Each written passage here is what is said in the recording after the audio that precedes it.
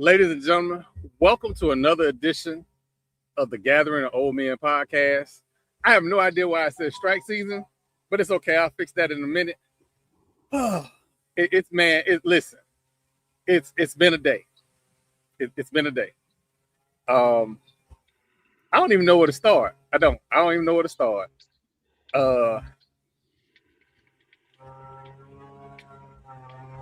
Let's see. Is that a cow? Say what now? Is that a moo? Man, if y'all hear that in the background, my neighbor is cutting their grass. Oh, I sound like a damn cow. At least they got a job. Listen. Let me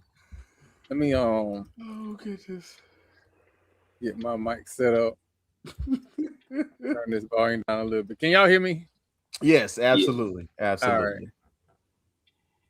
I just want to make sure that. And I'm mobile right now, so if y'all hear my background, just thank you, sir, for showing up early, Mr. Rozier. I appreciate it. Man, we about to get into some stuff today. I didn't expect us to get into all of this. Hey, little baby, I see you. I absolutely see you. Lord have mercy. And to be fair, I want everybody to understand, to be fair. My neighbor was cutting their grass last night at 10 o'clock.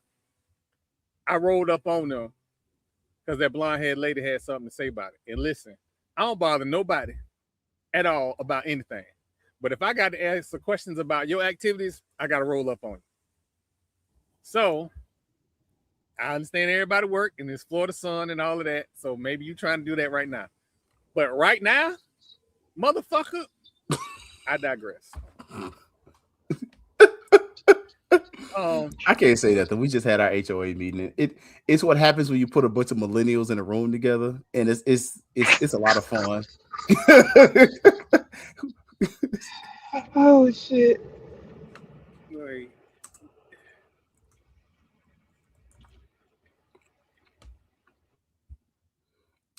Man, look. If he would have got up at 5 a.m., Jesus, no. I'd had to go over there with the bat, little baby. I promise you, at 5 a.m. Well, it depends on if you do stay in the HOA. Because if I could avoid being in the sun and cutting my grass, and there ain't no noise ordinance, sorry, not sorry. Yeah, we about to replace our yard, man. If you know a good one, that want a job.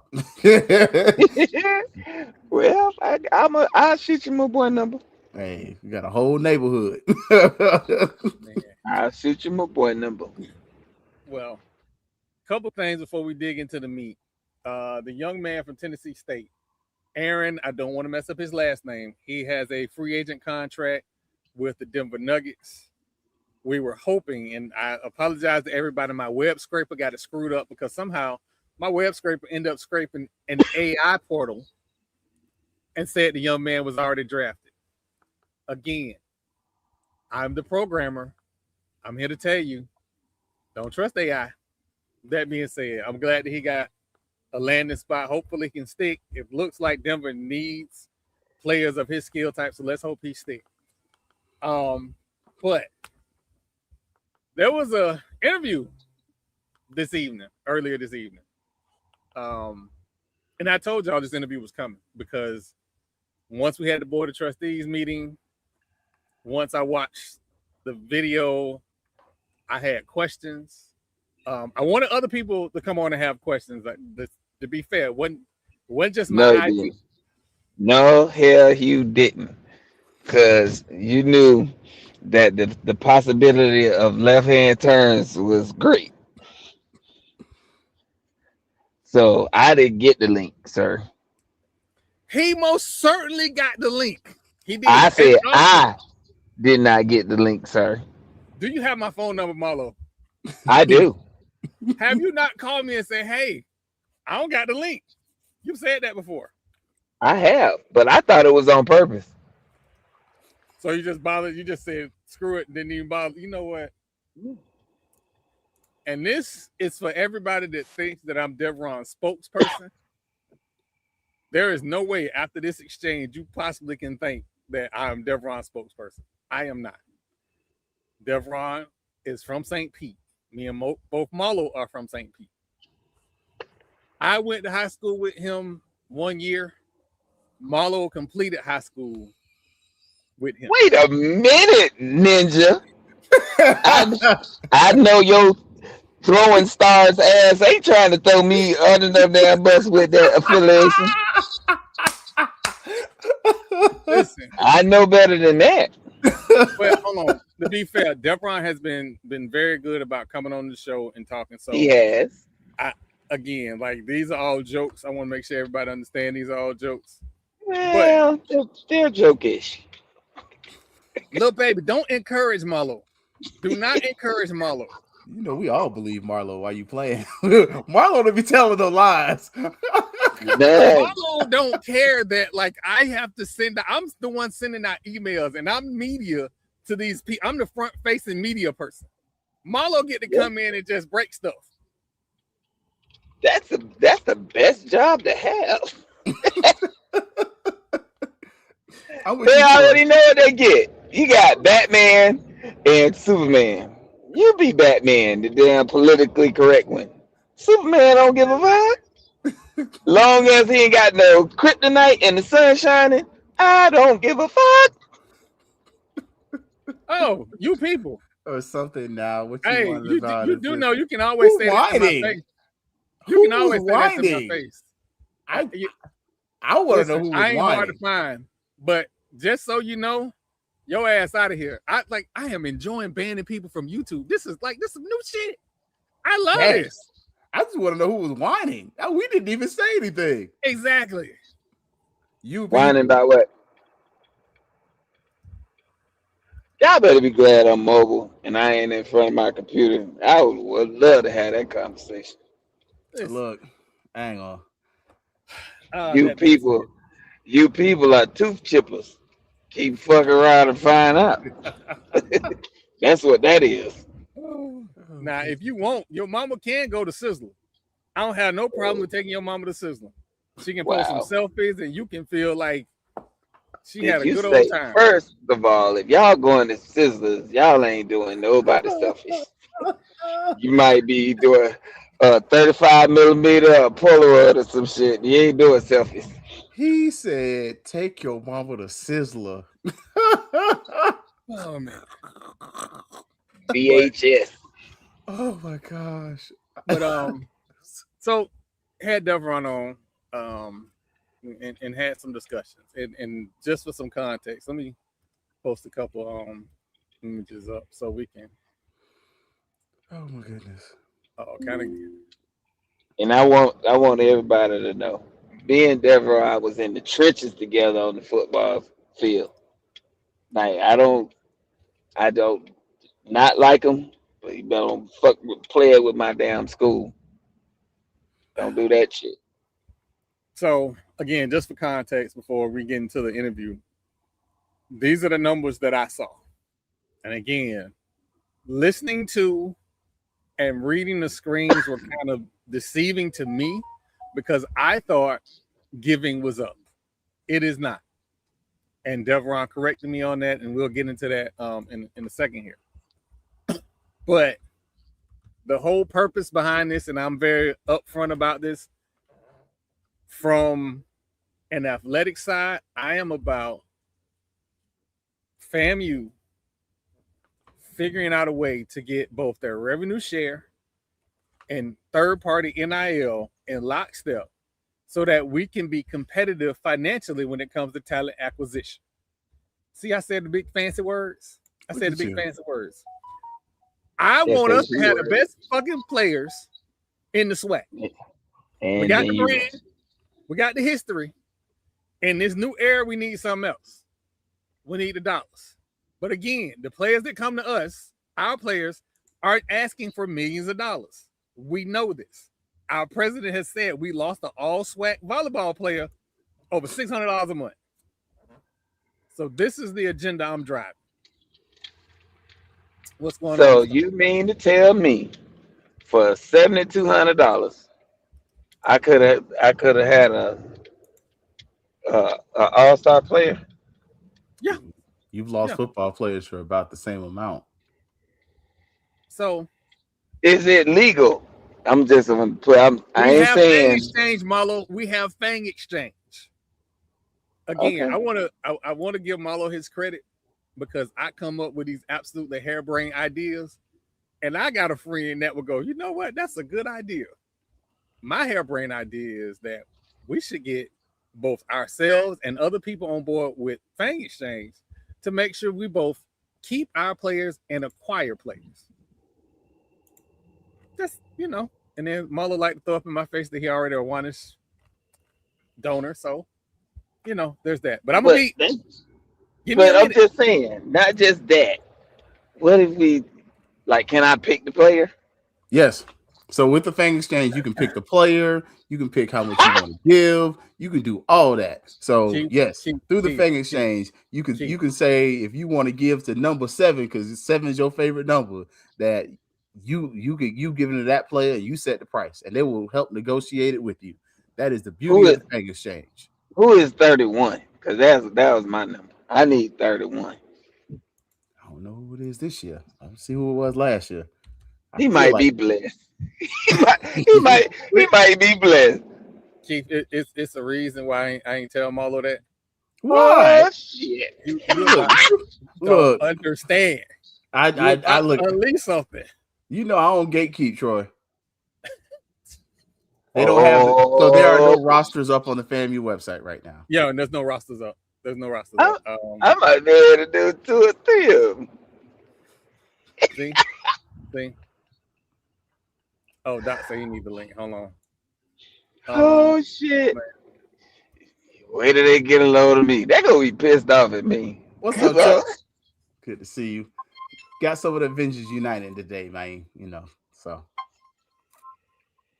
But no, I think that's been the consistent thing, though. What you putting this up here, though, Troy, we already knew the donation numbers were down. We also knew why. The alumni have been very vocal about their disdain or displeasure with what's taking place, and that they made it very clear that was some of the reasons they weren't giving. So I think some of the metrics that I would personally like to see, opposed to just giving me raw numbers, I want to now see the metrics for groups like the National Alumni Association membership. Is membership up? Is membership down?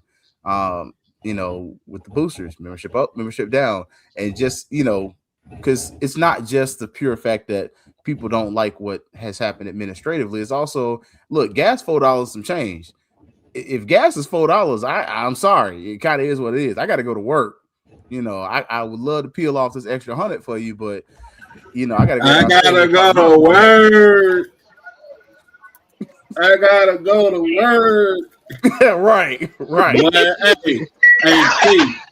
hey, Keith. Hey, y'all, it'll make you feel like you got to go sell some drugs, some hard drugs. Look, listen. Hey, man, are we doing that? The Lord knew I was not going to learn no chemistry. I haven't taken chemistry since high school. There's a good reason. This is some bullshit. Look, he need to get kicks right in his smelly behind, just like Ply said. See, right in his smelly behind. I'm here. What up, TP? What's the word? What's up, bro? Yo. What's happening? Hey, what other miss? Who we talking about? Oh man. Well, I'm quoting Plies because he said your president need to get kicked right in his smelly behind. I cleared it up though. I cleaned it up. My president said that man pop.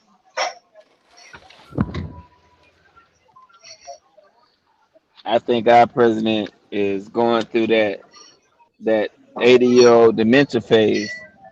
He definitely is, but the former president said that man is pie and he don't act like that when we in the same room. Oh, he said he need to say it to his face. No, he said that to the senator from Arizona. Oh, you talking about that? You talking about when he was on the show with your boys? Oh yeah, he said in his head. Yep.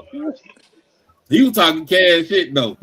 He was. He always do. Always do. And it be so funny because y'all gotta understand, Obama he grew up he was born in the late 50s, so he He a baby boomer, but he sound so slick that you don't even know that he bombing on folks. Shoot. Obama played basketball for real.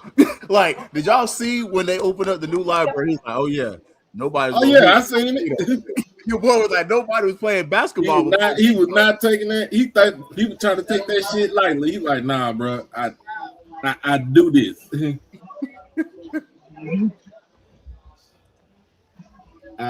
Well, so I'm gonna go ahead and related to athletic giving has been a struggle. We're working really hard and diligently as a board. Wonderful marketing plan. Love that. Absolutely love that. If you are a previous season ticket holder, think about renewing your season tickets. While you're renewing your season tickets, the call is coming from donate to the inside the house. If they cared that much about giving in the betterment of family, then they all would resign. Hold on, Jamal. Let me get through this part, and then we're gonna come back and we're gonna talk about it. All right, you Deveron, you're muted for some reason. You gotta. Yeah, I stay muted because I got a lot of background noise, and I don't want to have y'all listening to all that behind me. Well, I like I said before, I was gonna keep it short. Kind of want to get your thoughts on the current athletic giving when it comes to both corporations and alumni and friends of FAMU giving. That overall the numbers are up, but the number of donors are down. Yeah, it seems like the history of FAMU related to athletic giving has been a struggle. We're working really hard and diligently as a board with the foundation folks, Brandy Tatum, who's doing an excellent job, by the way, trying to figure out how to get more resources in, but also a lot better organized. And one of the things that we're doing is we're moving to this one FAMU plan, and I'll be able to get into more detail next time you have me on. But at the current time, what we're trying to do is, again, move towards unanimity and making sure that people understand where their dollars are going, what they're being utilized for. We're not just trying to retire debt. We're trying to build a program, build new facilities, be competitive, making sure that we get quality coaches, quality athletes. And so, the actual giving is down in terms of the amounts. I think I got it right. The amount is down, but the donors are up. So that means they're giving smaller gifts. But I also think that this is an opportunity for us to kind of reorganize, restructure, and come back even stronger. All right. So real quick, again, I watched, because I like, when I have interviews, I like to do my research. So I watched the Board of Trustees meeting. Also, people who are making the slides, practice your slides in Zoom so people can see the full slides, because a lot of times the slides are not fully viewable and they're cut off. Hey, why? I'm sorry, but why do he sound like he had got a hold of my flag? No.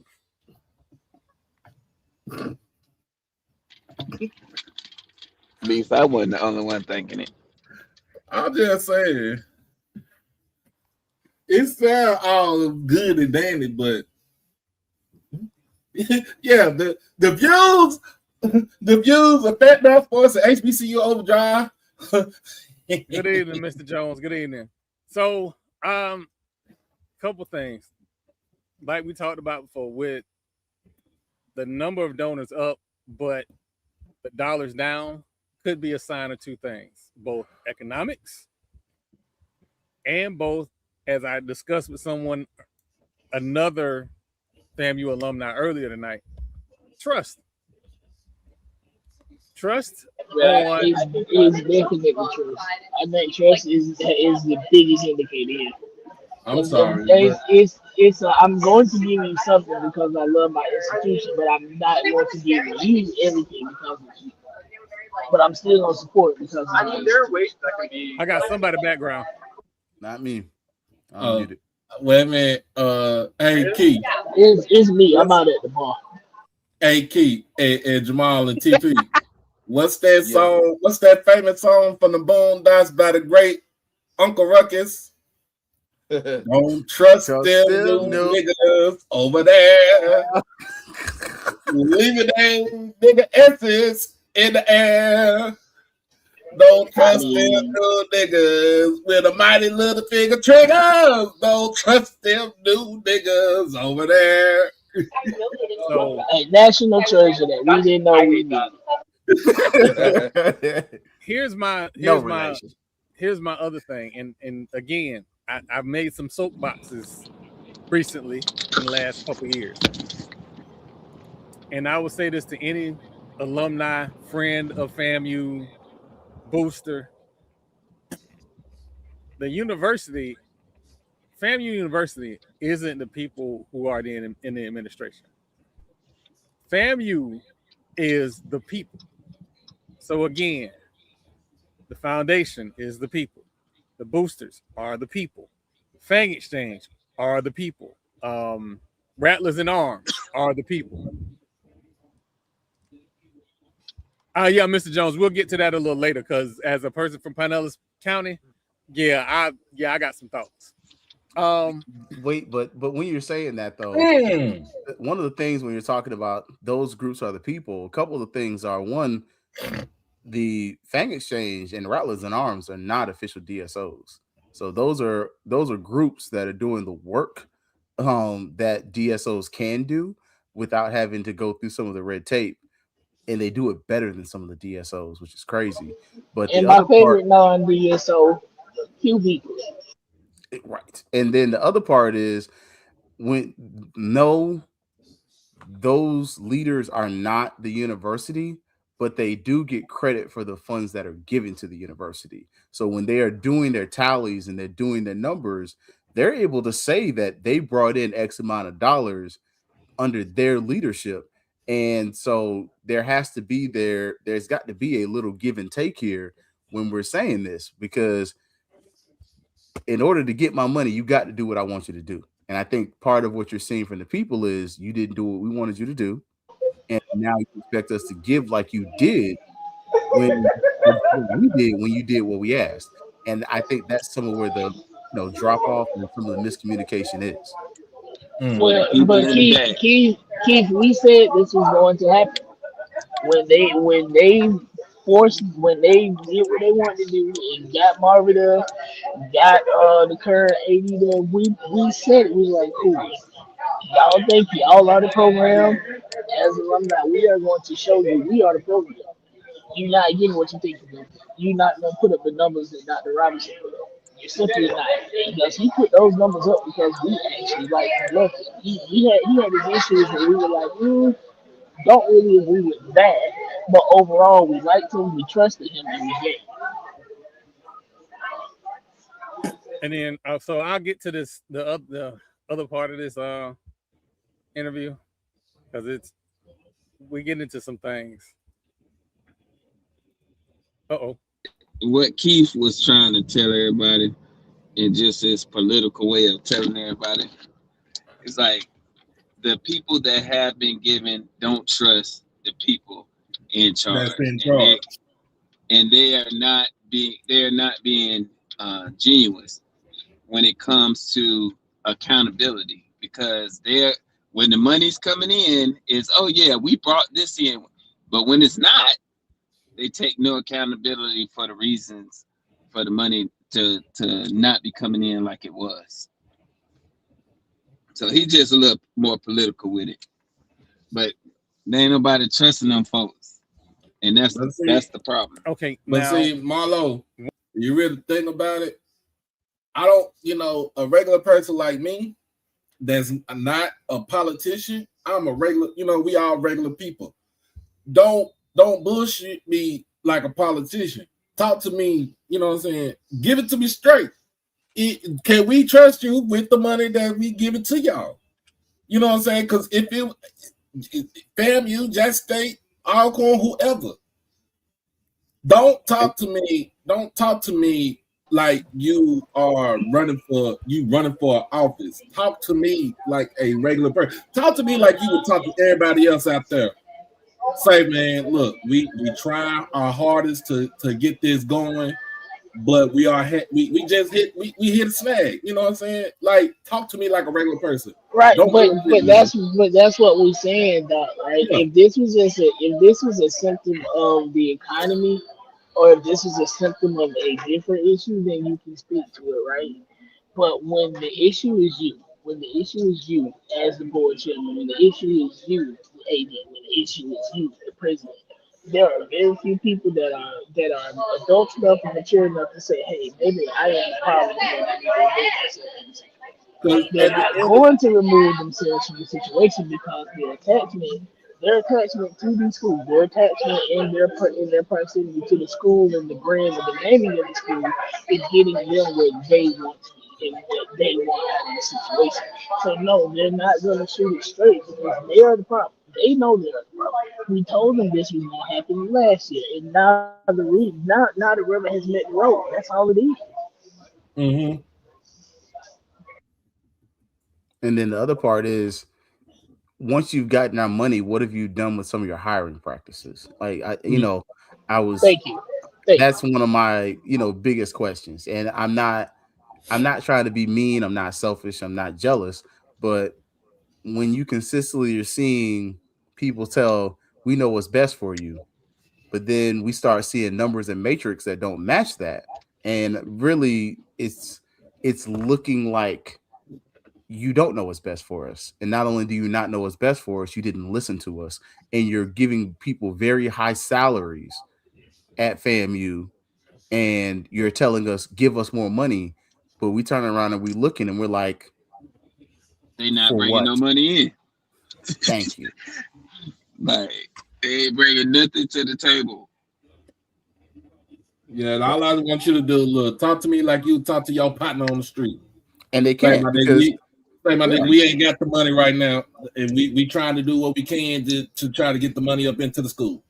but That's all. little baby's point is the actual, it's the right answer. They're politicians. Like, They these are. are all, most Yeah. of these people are political cronies. And so they're Yep. getting jobs as political favors. So due to their loyalty to the DeSantis administration, due to their loyalty to the Republican Party, they're getting these kickbacks. And they're literally trying to, Florida is a microcosm of what you see in Washington. If you want to know Yes. what's going on in It Washington absolutely and what is. Donald Trump is trying to do, look at Florida. Ron DeSantis is nothing but a puppet. He is going to mimic everything that Donald Trump wants to do, and he tries to test it in Florida. And if it fails in Florida, then you notice it doesn't work in Washington. And so what you're seeing is they've tested this. They've tested the stuff in education here in Florida and in Texas, and it's failing. Florida has reached a new low as far as being one of the worst schools academic performing in the nation. Why? Because you purposely attacked different cultures and different groups. So you're starting to see where in public schools and in the universities, your honors college fell off to where it is now. Even the University of Florida has gone 2 years with an interim president. The University of Florida, the state flagship. Are you serious? Can you imagine The that was University of Texas? The state flagship and one of the premier institutions in the entire country has went 2 years with an injury. So we're gonna try and get through this interview, then we'll come back to a couple of things. Little baby, we definitely coming back to the men's basketball situation. I was given a phone call today and was enlightened on some things about the whole FAMU jersey situation and the LeBron contract. So we definitely gonna get to that as well. But let me get back to this interview, because again, some of the questions I had, there were some answers that I was shocked that I got, to be honest with you. One of the things that we talk about here on this show, and me and you've talked about it offline before, we do have a collective, and with major athletics now, the universities are using revenue share and collectives to kind of bridge the gap. And again, our athletes aren't asking for a lot. Our athletes are basically asking for rent money, essentially, right? Is it a possibility that we can get both our athletic department or anybody in the administration to acknowledge that we have a working collective that can bridge the dollars that have been donated for athletes with our revenue share. So if, for instance, if we're giving a player $500 in rev share, and the collective can turn around and give another, $2,000-$3,000 in NIL third party, how do we get both the athletic department and Fang Exchange in accord with each other so that we can move in unison and we can be competitive? Because our competition, and I don't like to say their name a whole bunch, but Jackson State has a working collective that is doing major work, and their competitiveness is showing from the dollars that their donors are giving, both through their foundation and through their third-party collective. All right, real quick before we continue, he is about to talk about Dion, which I am not wholly sure that the 1400 collective was at the state it is now back then, but I'm gonna continue. Those are good points. Remember, we're working on a strategy to do that, exactly what you're saying, but we got to get in alignment and get on the same page to get organized. FAMU has operated from a position of great tradition and history and have been doing well. We want to move to excellence on all of things athletics, and so we're working towards that. Jackson State, to be very honest with you, did not move in that vein or that direction until Dion got there and they were able to get those things set up. And so they're carrying on a tradition of things that was set up because they had a super. All right, let me talk about that.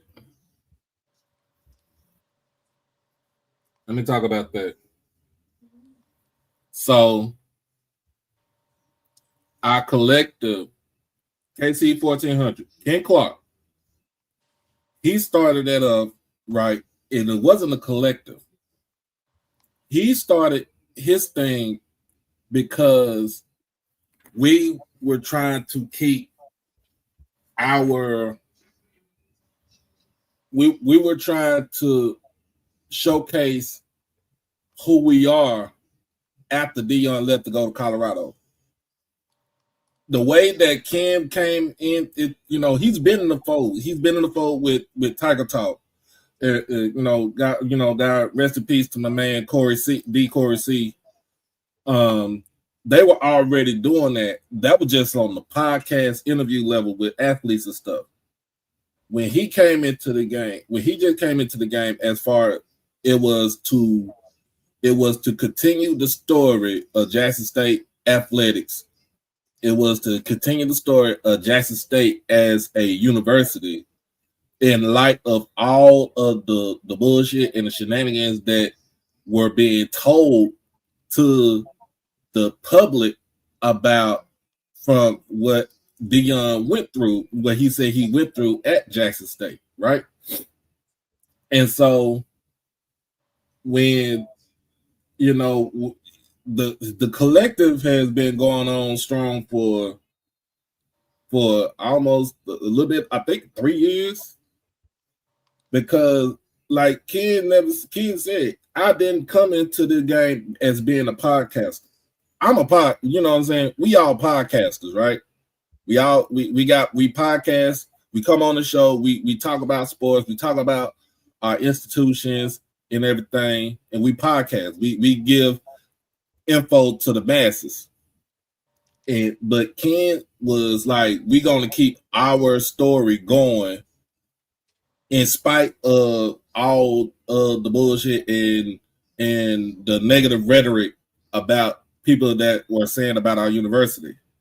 And so Dion had nothing to do with with KC 1400. That's all Ken Clark. Ken has a conglomerate. He has a team. That's what I like to call it. He has a team of people who have they have a role with with telling the story and making sure that we fund our athletes. Because remember, he started out with, raising money to help out with the football program. And then it branched over, it branched over to the men's basketball. And then with women's basketball with Coach Reed when she was still there. And then now it's branching out to all of our other sports like soccer, women's soccer, baseball, softball, track and field, in golf, anything that has any ties to Jackson State athletics.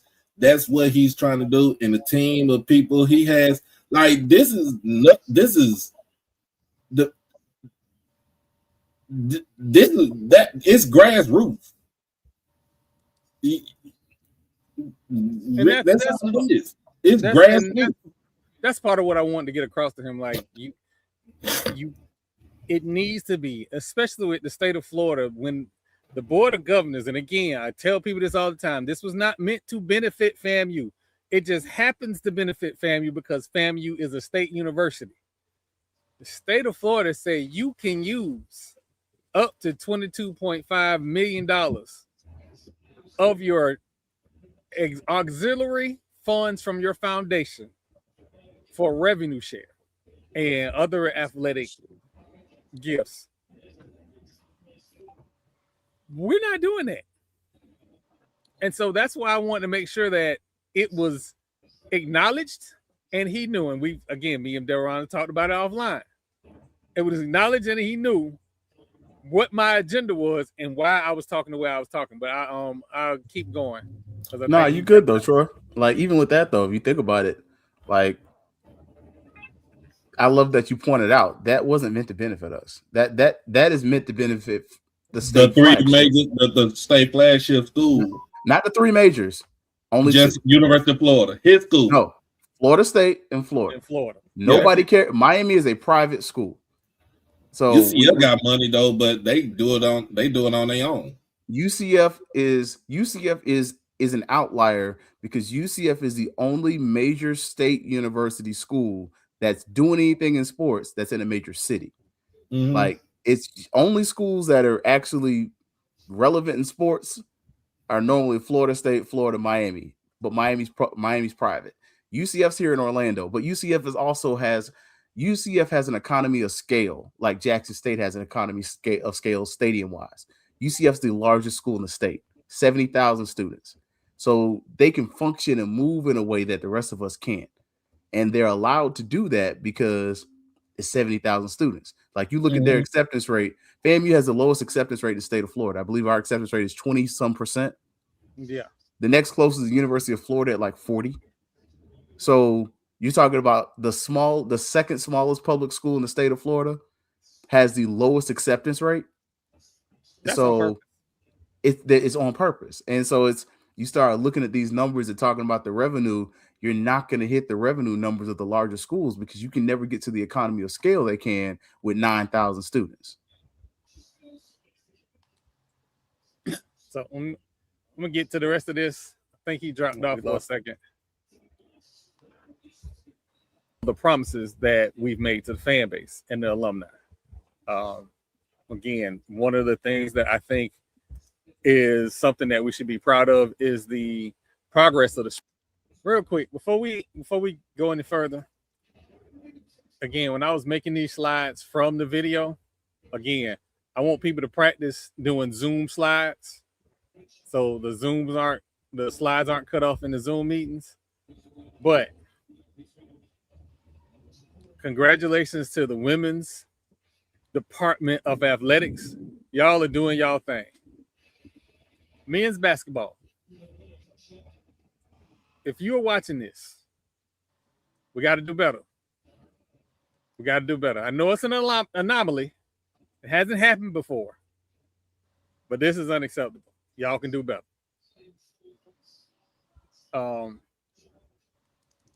But I'll continue. I'll try and catch him when he comes back with the women's. But So we need to get Jackson State. Good direction. Talking about getting everything. We need to get Jackson State. Actually, they carried on the program that Dion put in place, and so it's really it's not apples to apples. They had a Hall of Famer who had resources that came to the table in a major way. We're trying to move in that vein, but we're also trying to make sure that we get in and get organized so that people can know that we're reducing the debt in athletics. I think last month we had a month before last, we had a good month from the BOG who released us from debt. And so what we got to do is get smarter, get organized so that we can operate out of the red and get into the black and elevate the athletic programs. And that's where we're headed with the organizational stuff that we're doing. And I think you'll see that by the end of the year. We'll be way down the road on it. Like I said, Brandy Tatum is doing an excellent job over at Foundation. And our athletics programs are working really hard with all the folks there, trying to make sure that when we get dollars in, we can account for them, we can show how they're going to use and reduce the amounts that the university has to come up with to help athletes. All right, I think we covered everything. I know we're still a little bit further away from asking AD Davis if we're going to start doing a rev share surcharge on ticket prices. I think we're a little bit ways away from that right now, so we'll table that till later. Well, I can jump in on that one. I think we're a little too. We're not. We need to be better organized. It's like running a corporation. You need to go in and do a fine audit and make sure you know where all the blind spots are, the things that you don't know, and what has happened over history and time. Real quick, that was important, but if you miss it, it's not what was said, it's what's unsaid. And I hate my face when I realize what was unsaid. My understanding is athletics had not had an audit in 5 years. And we've had board meetings 3 times a year at least over those 5 years. There isn't a reason that there was not an athletics audit. Okay, that's one. 2, and I believe Keith shares the same sentiment. You can do the surcharge and do the audit at the same time. So while I understand why there's an audit, I also believe there are multiple reasons behind the audit that isn't just we're trying to make sure we know where the money's spent. I think, and I don't like making excuses for people, but he's not wrong. We know part of the reason there hasn't been an audit is because there's been instability. And some of that is the issue of the people of the board of trustees themselves. Because if we're being honest, with some of the people that they did not like, and rightfully so, they didn't support them people. Like, let's call a spade a spade. They did not support FAMU's last athletic director. They barely supported the one they had before that with O'Shea. So correct. And let's keep it 100 the whole way. I think the last AD that they actually liked and supported might have been Townsend. Right. And so, when you start to look at that, you talk about FAMU, this is what, 2026. And then if you look at it in the past decade, FAMU's probably has 6 or 7 athletic directors. How are you supposed to produce some information in that time? I don't think they've recovered from the fake check. I mean, but even before the fake check, I don't think you recovered from the Goshen era. Yeah, we passed the fake check era. Like, I don't think FAMU's athletic director position has been stable since Courtney Goshen left, and since he was, shown the door. He was forced out. Yes, yeah. I was trying to not say it, because we know why. You can't say it. I can't. I got you. So, but again, that kind of caught me in again. I think there are multiple reasons why there's an audit, but he will come on again and we'll talk about it once, again, we discuss, whether that would be public. I forget the gentleman who was in the chat. There was only one guy really asking questions in the chat. Whoever that gentleman was, thank you, because one of the questions Hey, you asked, it was probably Ken folks. Mike Reed. I don't remember. I honestly don't remember because I was trying to make sure I got to everything, and I want to congratulate and thank him. If you watch the replay, the chat and the replay, whoever the guy is in the replay chat, that's him. But again, we'll finish this out and then we'll get into everything. We've seen the bad things that have happened over history. Right? FAMU does a good job at a lot of things. Like we have done a good job of holding this thing together without getting a lot of money from the state and anywhere else, right? And so we know that we can operate, but we got to go in and make sure that we know where all the bodies are buried, keep our rich history and tradition, and then continue to get better at raising money and organizing it. And one of the main things that we have heard over the years that I have heard is has been that, you know, we don't get information about where the money's gone, how it was spent. We're going to do that for our donors. We're going to make sure they know what they're doing, how it impacted the program, how it impacts students, and how it impacts the university. So we're gonna get close to that. I think we're too far away to be talking about surcharges. You know, if you raise it, you're just charging it, you're just passing it on to the consumer. And we don't want to just pass it on to our alumni and the folks that are buying tickets. We want to make sure we're doing the right thing by them first. Like make sure we're actually spending money properly, doing what we can with what we have, living within our means before we just start like asking for more money. Now, if I know you fucking lying. Hold on. If let's just, I'm gonna be devil's advocate, and then I'm gonna go all the way left with it. But I'm gonna be devil's advocate right now. If this study comes back and says, "Hey, we are charging 22% more than what we actually need," so we're gonna take that 22% and we're gonna divert that to revenue sharing. Hold on, we're gonna divert that to revenue sharing, and that way we don't have to raise ticket prices for our fans. Okay, I can understand that. Now, remember, I exist in two worlds. I also exist in a world where ticket prices under $2,000 seem insane to me, right? When I know where my background is, part of my background is that an RV is probably going to cost you $25,000 for the year. When you talk about alumni giving season tickets in the parking space, about $25,000 a season, right? It might be a little high. I haven't checked recently, but you got to make a donation before you can get that RV spot, right? So adding a surcharge on top of the ticket price, inflation don't stop. Things keep getting more expensive. And FAMU needs to have things done. The bathrooms need to be taken care of. That has got to be a priority. I didn't realize how much of a priority that was until after I had my surgery and I went to the spring game, and I realized that we need to do a little bit better, because people who was in my situation, when you've had your prostate removed and you need to use the bathroom with the stall closed, but the stall don't close, that's a problem. So we need to move with the inflation. But I also can see where he's saying we don't know what we're benefiting from with our ticket prices. So I can see that too. But go ahead, Keith. I think we're being honest about this, right? Within the ticket price, even if you find gaps in what you're spending versus what you're bringing in, you're not going to lower the ticket price because you've been operating in an athletic deficit for how long? So that means at some point there is, as these, colonizers like to call it, there's waste, fraud, and abuse afoot somewhere.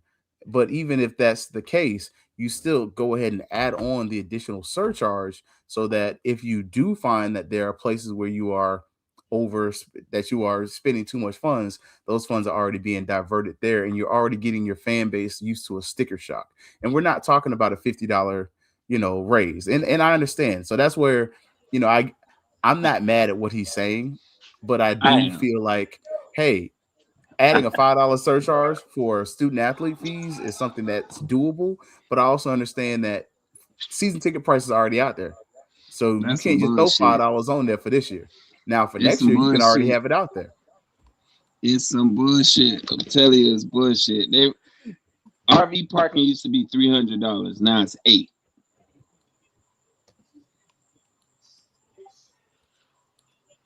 Like in a couple years, it went from $300 to $8. Mm. They don't provide you any electrical hookups. They don't provide you with any waste services. They don't provide you with water. They give you the same lot, the same thing that you got before, but they raised it $500. So Marlo, I'm gonna ask you this question: if you got sewage, if you got electrical outlets, would you be willing to pay another $300, $400 for that spot? Then some shit. I'll make it part of my season ticket. Yes. Mm-hmm. Shit. And Most I'm an RV RV For Yes. how much? Another, so that would be the per, 1,000. like you talking about per game or per season? No, for the season. For the season. Troy, you couldn't do that as an operational spot. That No, you're you operating couldn't. at a loss there. You would have to charge those people for a season, probably $500 to $1,000. No, they would have to That's what charge. I'm, no, for I'm the talking season about on $2 top grand. of what they're paying now. So That's what I'm if they're saying. paying now, if they're paying If they're $800 paying now, $800 and you're so we're going to talking take about care of all 1,000, that for 1,100. them. Oh, I see Make what you're it saying. 2. So it would have to be 2. Okay, I see what you're saying. Make it 2. Say make it 2. And it's not like it's a stretch because it's right there where facilities are. They can make hookups and tie it to the existing system. I ran the underground there when I was a student on the yard. So the shit is crazy, bro. They could make it more accessible. They don't use that area for nothing else but when RVs come or overflow parking. And student parking, So that's it. Like, so the why students not? lose parking that day. This just for that day, just for the weekend. Okay, I listen. I'm on board. I'm So gonna tell y'all this. And I'm what on he's board. saying, everything Deveron's saying isn't wrong. So I don't want to be the person like, man, you just go. I'm not kicking heels against everything he's saying. So what he's saying at its core isn't wrong, but it's also some of it is missing the small pieces, because when you're saying we have to do a line by line item, ain't nobody doing no audit that tight. Let's call a spade a spade.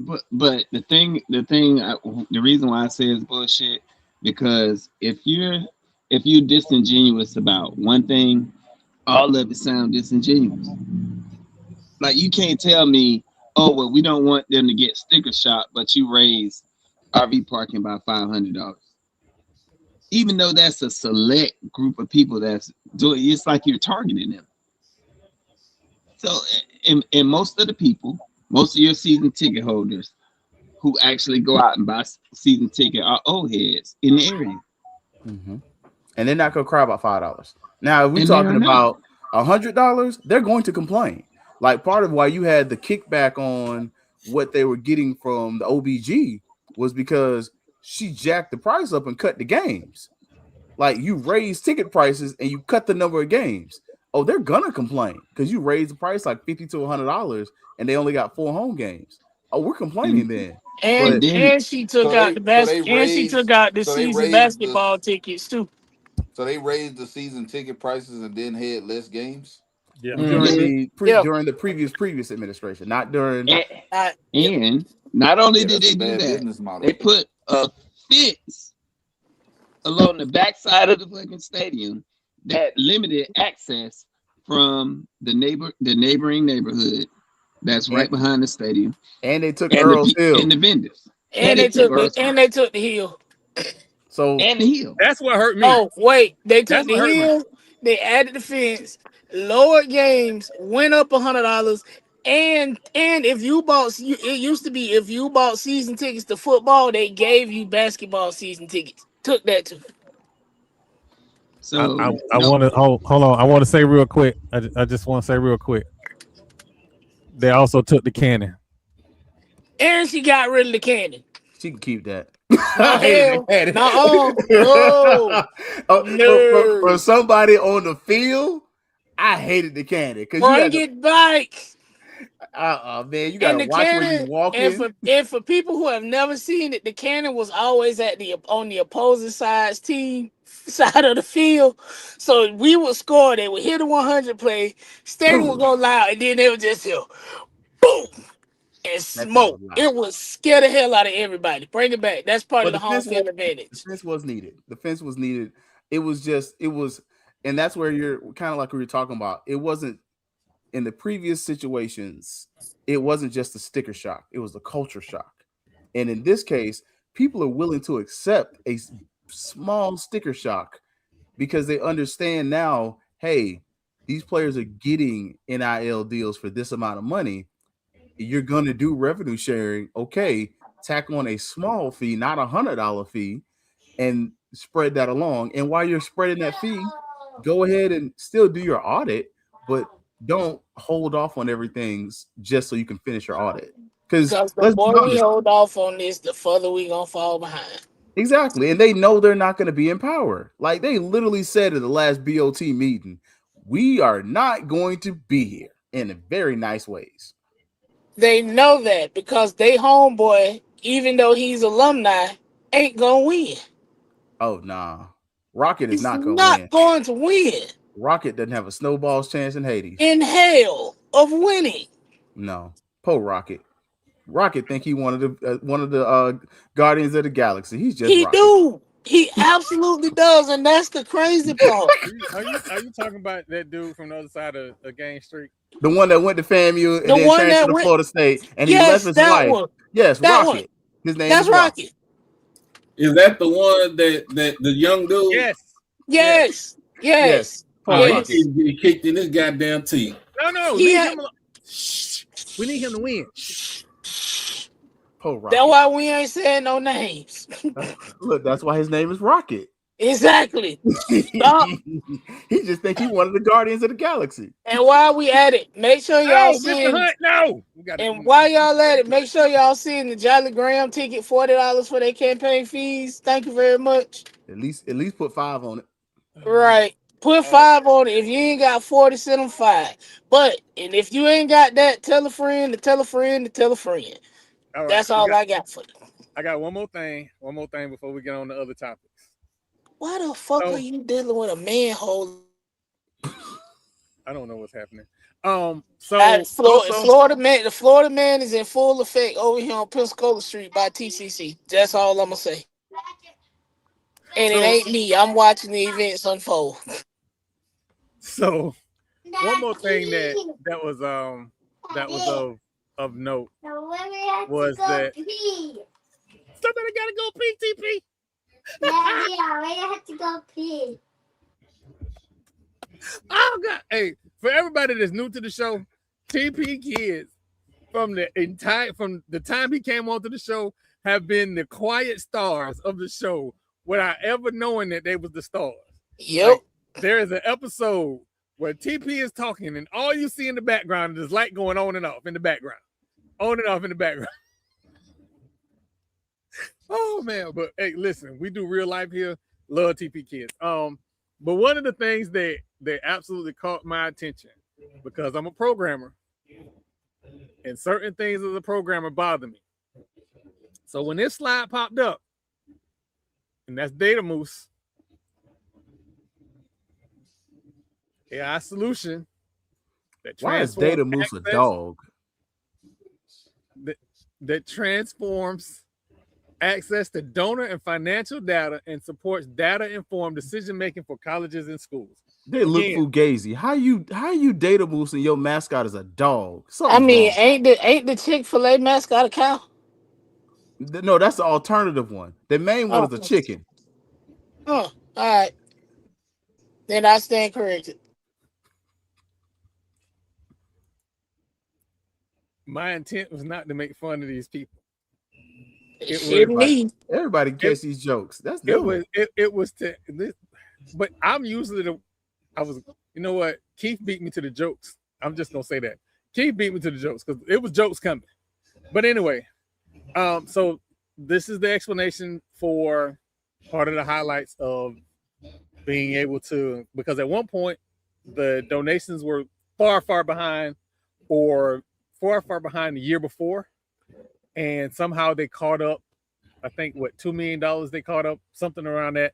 Yeah, because somebody gave $1 million to the track team, didn't they? Multiple millions to the track team. Yeah, multiple amazing millions. what They one still gift can haven't do. said who, but hey, whoever you are, I appreciate you, because we They need have to approved the naming. man. So we're gonna find out all at the same time. I don't know why it's a secret, but we're gonna find out all at the same time. I mean, you know, part of me feel like it's somebody that's gonna piss us off, but I am not gonna get upset. Or like the old folks say, I am not about to look a gifted horse in the mouth. Appreciate you. And your relays low. So I went and I looked up Data Moose because I'm a programmer. I need to understand what they do. So I went to their site. And when I went to their site, I wanted to see like what are the like companies to FAMU. Right? So first thing I do is I go to case studies, because that's what you do. You go to case studies to find out like institutions. They have one case study. One. Again, for those who followed the podcast, who are they founders and who did they founders go to college with? And that's where you're going to start to figure out who all these people are and where the fuck they coming from. Hold on. So for those who've been following the podcast, back when the unfortunate 237 happened, I wanted to find out how all of the processes work, because processes are everything. Now, when it comes to AI, some things are what I call business processes. It isn't AI. It isn't intelligence. It's just you do A, X produces data. That's not AI. So I wanted to see what was going on. So I went to their website. Oh, they have case studies. They have one case study. Right? So that tells me whatever solution that they have for FAMU is going to be tailored. So as we input information, AI is going to learn from the information that we input. Now, we also need to remember there were discussions about we don't know where, we don't know what data is, which means you have a potential for dirty data, which make AI useless if your data is dirty. But again, if you scroll down their case study, the only like institution that they have, and it is a far like, is a nonprofit McCallum Theater. I wonder where that is. Still searching. That is in Texas? Desert, California. So, again, you can go peruse. It's very in-depth, data warehouse, and yada, yada, yada, right? And they wonder why donations are down, and we have to look at shit like this. So, again, this isn't to say that Doc led us in the song by Uncle Ruckus, no relation. That's why the donations are down. Again, this solution, just like I said with one FAMU, maybe a very good solution, but without all the information, and we shouldn't get all of the information if this is a proprietary build that they're building. However, we should know what it costs, what's the expectation, and what the milestones are. Again, we like I said the other week, we are 10,000 line steppers. You want to know what 10,000 line steppers almost like this? Also like doing being the first. Mm-hmm. So if we gonna be the guinea pigs, tell us so we know what to expect. Be like, hey, listen, this is what it is. They trying to get in here. We need a solution. Even if it's they only gonna charge us half price because we don't really know how this gonna look yet. Fine, but say that. I don't feel like we asking for a lot. I don't feel like we asking for a lot at all. I feel like they treating us like we act like their alumni base across the track when we don't. And I don't like that.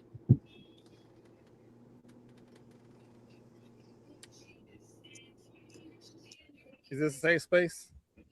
It's your space. I'm about to say this your house, Troy. I'm just visiting. Right. And I'm on my best behavior today. Kinda. You ain't lying.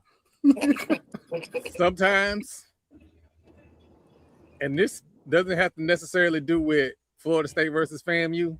It has to do with how you treat your customers. Sometimes FAMU act just like Florida State, but they still give. They talk shit and give. With Florida State, they're gonna talk shit, and then when they stop talking, they start giving. Now I'll give you this. We in recent memory, we might have acted like them once.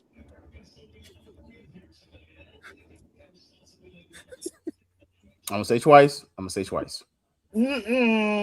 did it twice, and we did it with the same person. Yeah, it was the same person. That's why I was like, all right, fine, twice. Because we did it with Tiff. We did it with Tiff when she started, and we ain't like her, and we stopped giving her money. And then we bullied her into hiring a coach that wasn't her boyfriend.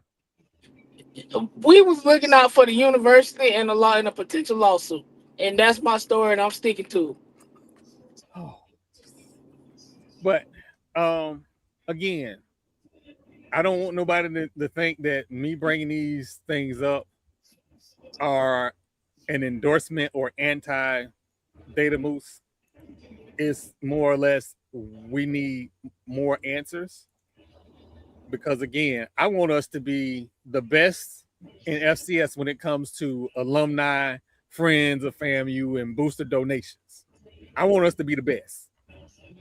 And we could be if they would simply operate above ground. I think Lil Baby already said it. They go and make backroom deals and then come out with, all right, y'all, this is what we're going to do. And then when we're saying, okay, but wait a minute. This not looking right.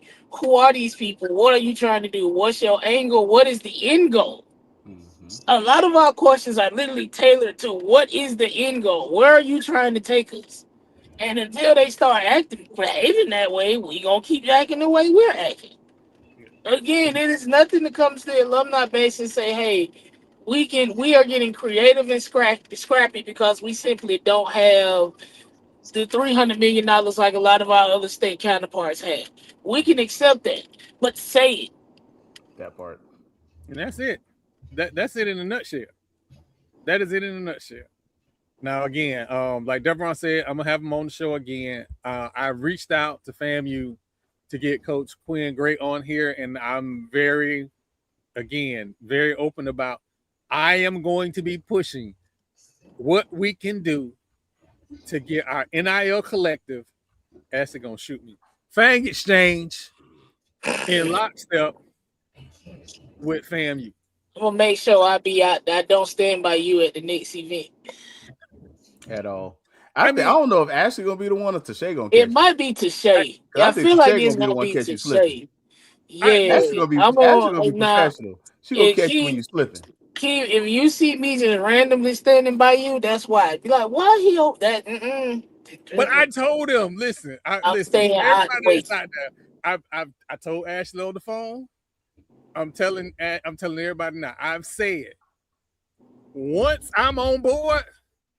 I'm on board. Once I fuck with you, I fuck with you. And that's it. It ain't nothing Ashley can say, ain't nothing Tashay can say. They can punch me all they want to. I'm gonna be on here next week going donate the Fang Exchange. Oh yeah. And they gonna beat you up and say it right. Right. Exactly. You getting beat up. Again, they might spare you. They say they're gonna curse stomp you, Troy.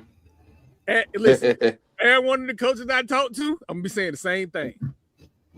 Like, if I'm gonna get whooped, I'm gonna make it worth it. We're gonna get some players.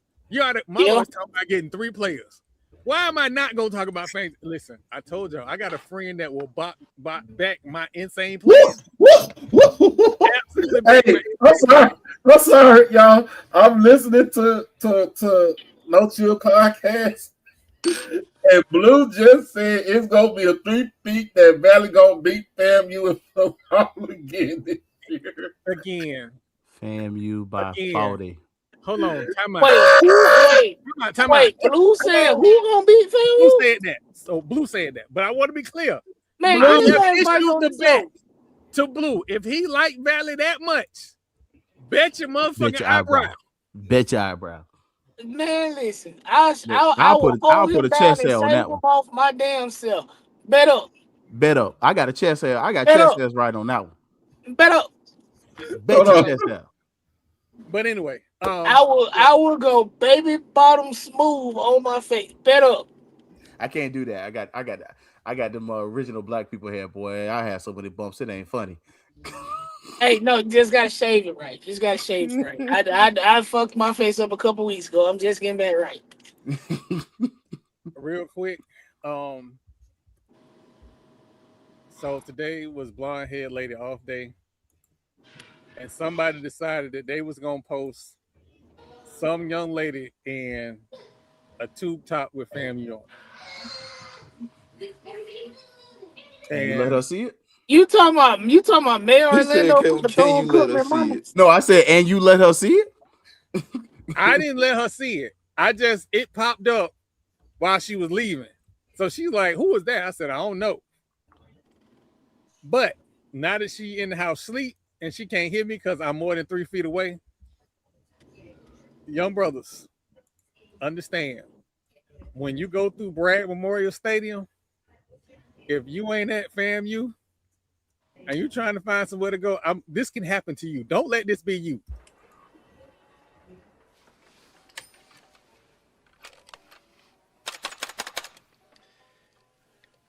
Yeah, give me Holly Court, 55377. Hello, it's Daddy. Hey, darling, put Mommy on the phone. Yeah, Barbara, it's Richie. Yeah, look, I ain't never coming home no more. Take it easy.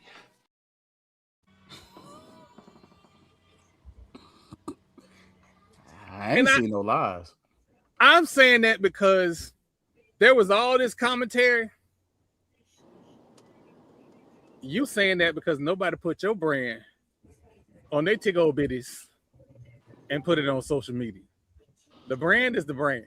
That's because they don't have a brand. I've been telling y'all it's a reason why all of them Florida State fans so they can wear their school colors.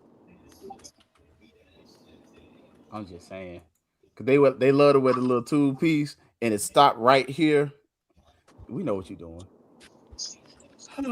All right. Professional. Oh man. So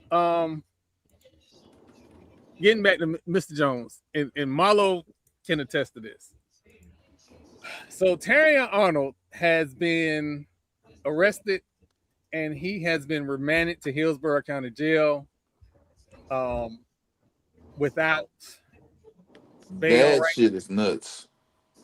Yeah, that rabbit hole is deep, and I hate it. But I know a lot of them young men that's involved. Well, I know their parents. I knew them when they were like children. I played football with his uncle, and I went to school with his mama. Yeah, so it's crazy. I hate it for them. I had it wrong. I thought this was his Airbnb in Largo. I had it wrong. They rented an Airbnb in Largo. Again, full stop. Marlo, I don't know can you hear me, Marlo? I can. It's just loud where I am. As somebody who grew up in St. Pete in Pinellas County, why in the absolute fuck are you renting an Airbnb in Largo? Because you're not from there. Because you're not from there, Troy. The simple answer. That's where I'm from. But no. I'm not saying you. I'm saying him. Yeah, he's from Tallahassee. They from up here. Tallahassee. So, he from Tallahassee, and them other two dudes that was winning from Quincy. Right. So what folks don't understand is Tallahassee, North Florida is so different. South Florida, it's a different place. So we forget when we leave Ocala, the rest of y'all people ain't like us. Right. That's why. So your simple answer is because you're from North Florida and you're not from South Florida. Okay. All right. So and then again, I'm not saying that you should commit crimes. That is not what I'm saying. I need everybody to understand this. But I need everybody to understand that there are what Jay-Z say? I'm a businessman. the business should be protected as long as you know the business is going to take care of you. Also, taking you care of the saying business. you saying that because they snitched? No, I'm saying that because the people who are around the business should have said, "Hey, dog, You need to go home. you make way more than this $100,000. I thought it We're was not doing this 250. for you." They said it was $100,000 in. Oh no, they updated 200. You right, TP. Yeah. 250. But So still, he's the worth. initial report was it was $100,000 worth of jury. So this thing has been going on since beginning of this year. Like it's been going on a February. while. Again. So, but apparently the two guys were caught, and what they did was they flipped on them. They Yep. when they brought in for questioning, they said, "No, we didn't even orchestrate this. We'll tell you who did."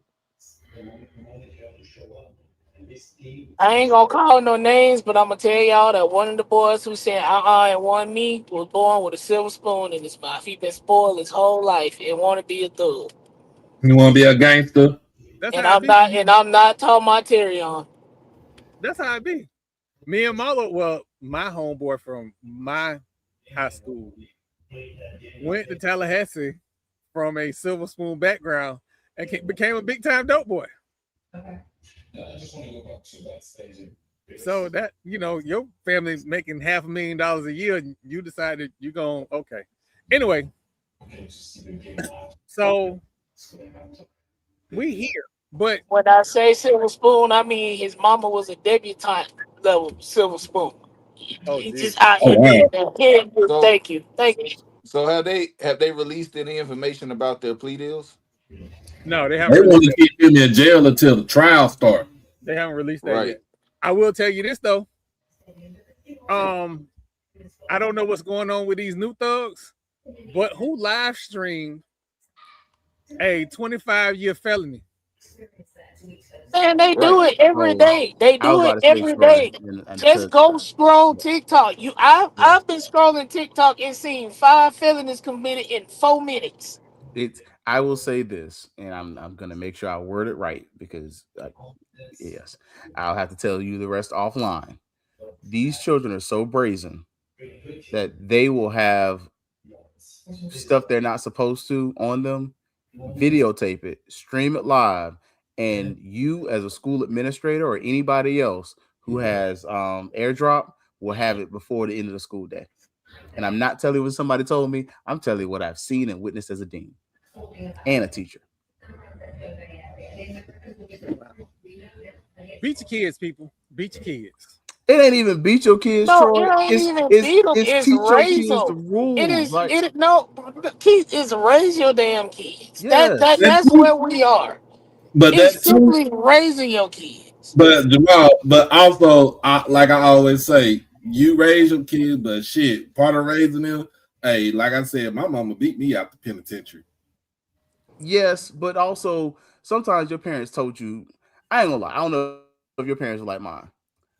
Sometimes my parents just straight up told me what was wrong with the problem. Like I remember when we cleaned up my granddad's house because my uncle turned into a crack house, and my mom was like, "You like how it smells here?" I'm like, "Nah, I'm good."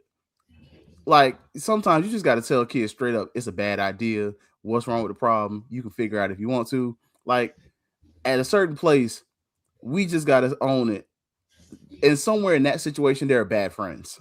I don't know all the details about the situation, but just listening to it, there are bad friends. They were And bad friends because it's one it shouldn't have happened. If it was his idea, somebody should have said, "Bro, that no, that part, like no." I remember going to Southside and Tallahassee and then being like, "Hey, bro, you're good, And but there's some you parts know of Southside ain't for you." the craziest part about this is the fact that we know another football player that tried to do the same thing and ended up in prison. OJ. OJ, OJ did the same Okay, thing. and More than mind you, it and was his stuff. Again, Right, it's the right. same It was his stuff. He situation. was It going to was get He was his trying to his stuff. rob. He was stuff. trying to rob the people to get his own stuff back. But the moment you hold people against their will, you are committing a 7-year per person felony. Yes, he And the would have been worst better off just running in there, snatching what he could grab and running the fuck out. That's probation. and the worst of it is depending on where you're a resident of, because if you cross state lines, that's where the felony really kicks in. Well, here in Florida, if I want to make sure. Oh yeah, no, it's there. Armed robbery and kidnapping in the state of Florida. That's 25 years starting. Because that it falls under 1020 life law. If you use a firearm in the commission of a felony, it is 1020 life. Yeah, And because that's the fine print on 1020 life that people don't understand. It's not that if you just pull a gun, it's if you pull a gun in the middle of a robbery, you done. Because they pistol with the boys, right? Yeah, they Yeah. pistol with them. So yeah, you if you get, you deserve it. All times, man. Again, Hate it if for all him. these things are true, he got to go. He can't walk the I street. He gotta mean, go. I if mean, these it's things Florida. You know what's gonna happen. if he's convicted, he's gonna see at least 25.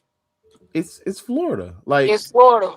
we know Well, what's gonna so happen. no. The only thing that might save him in Florida is because if he has never been in trouble. Because the state of Florida does what we call a score sheet. And they tally up everything you have ever done every time you get a new charge, and then that is how they sentence you. On top of whatever the mandatory minimum is. Yep, you're right.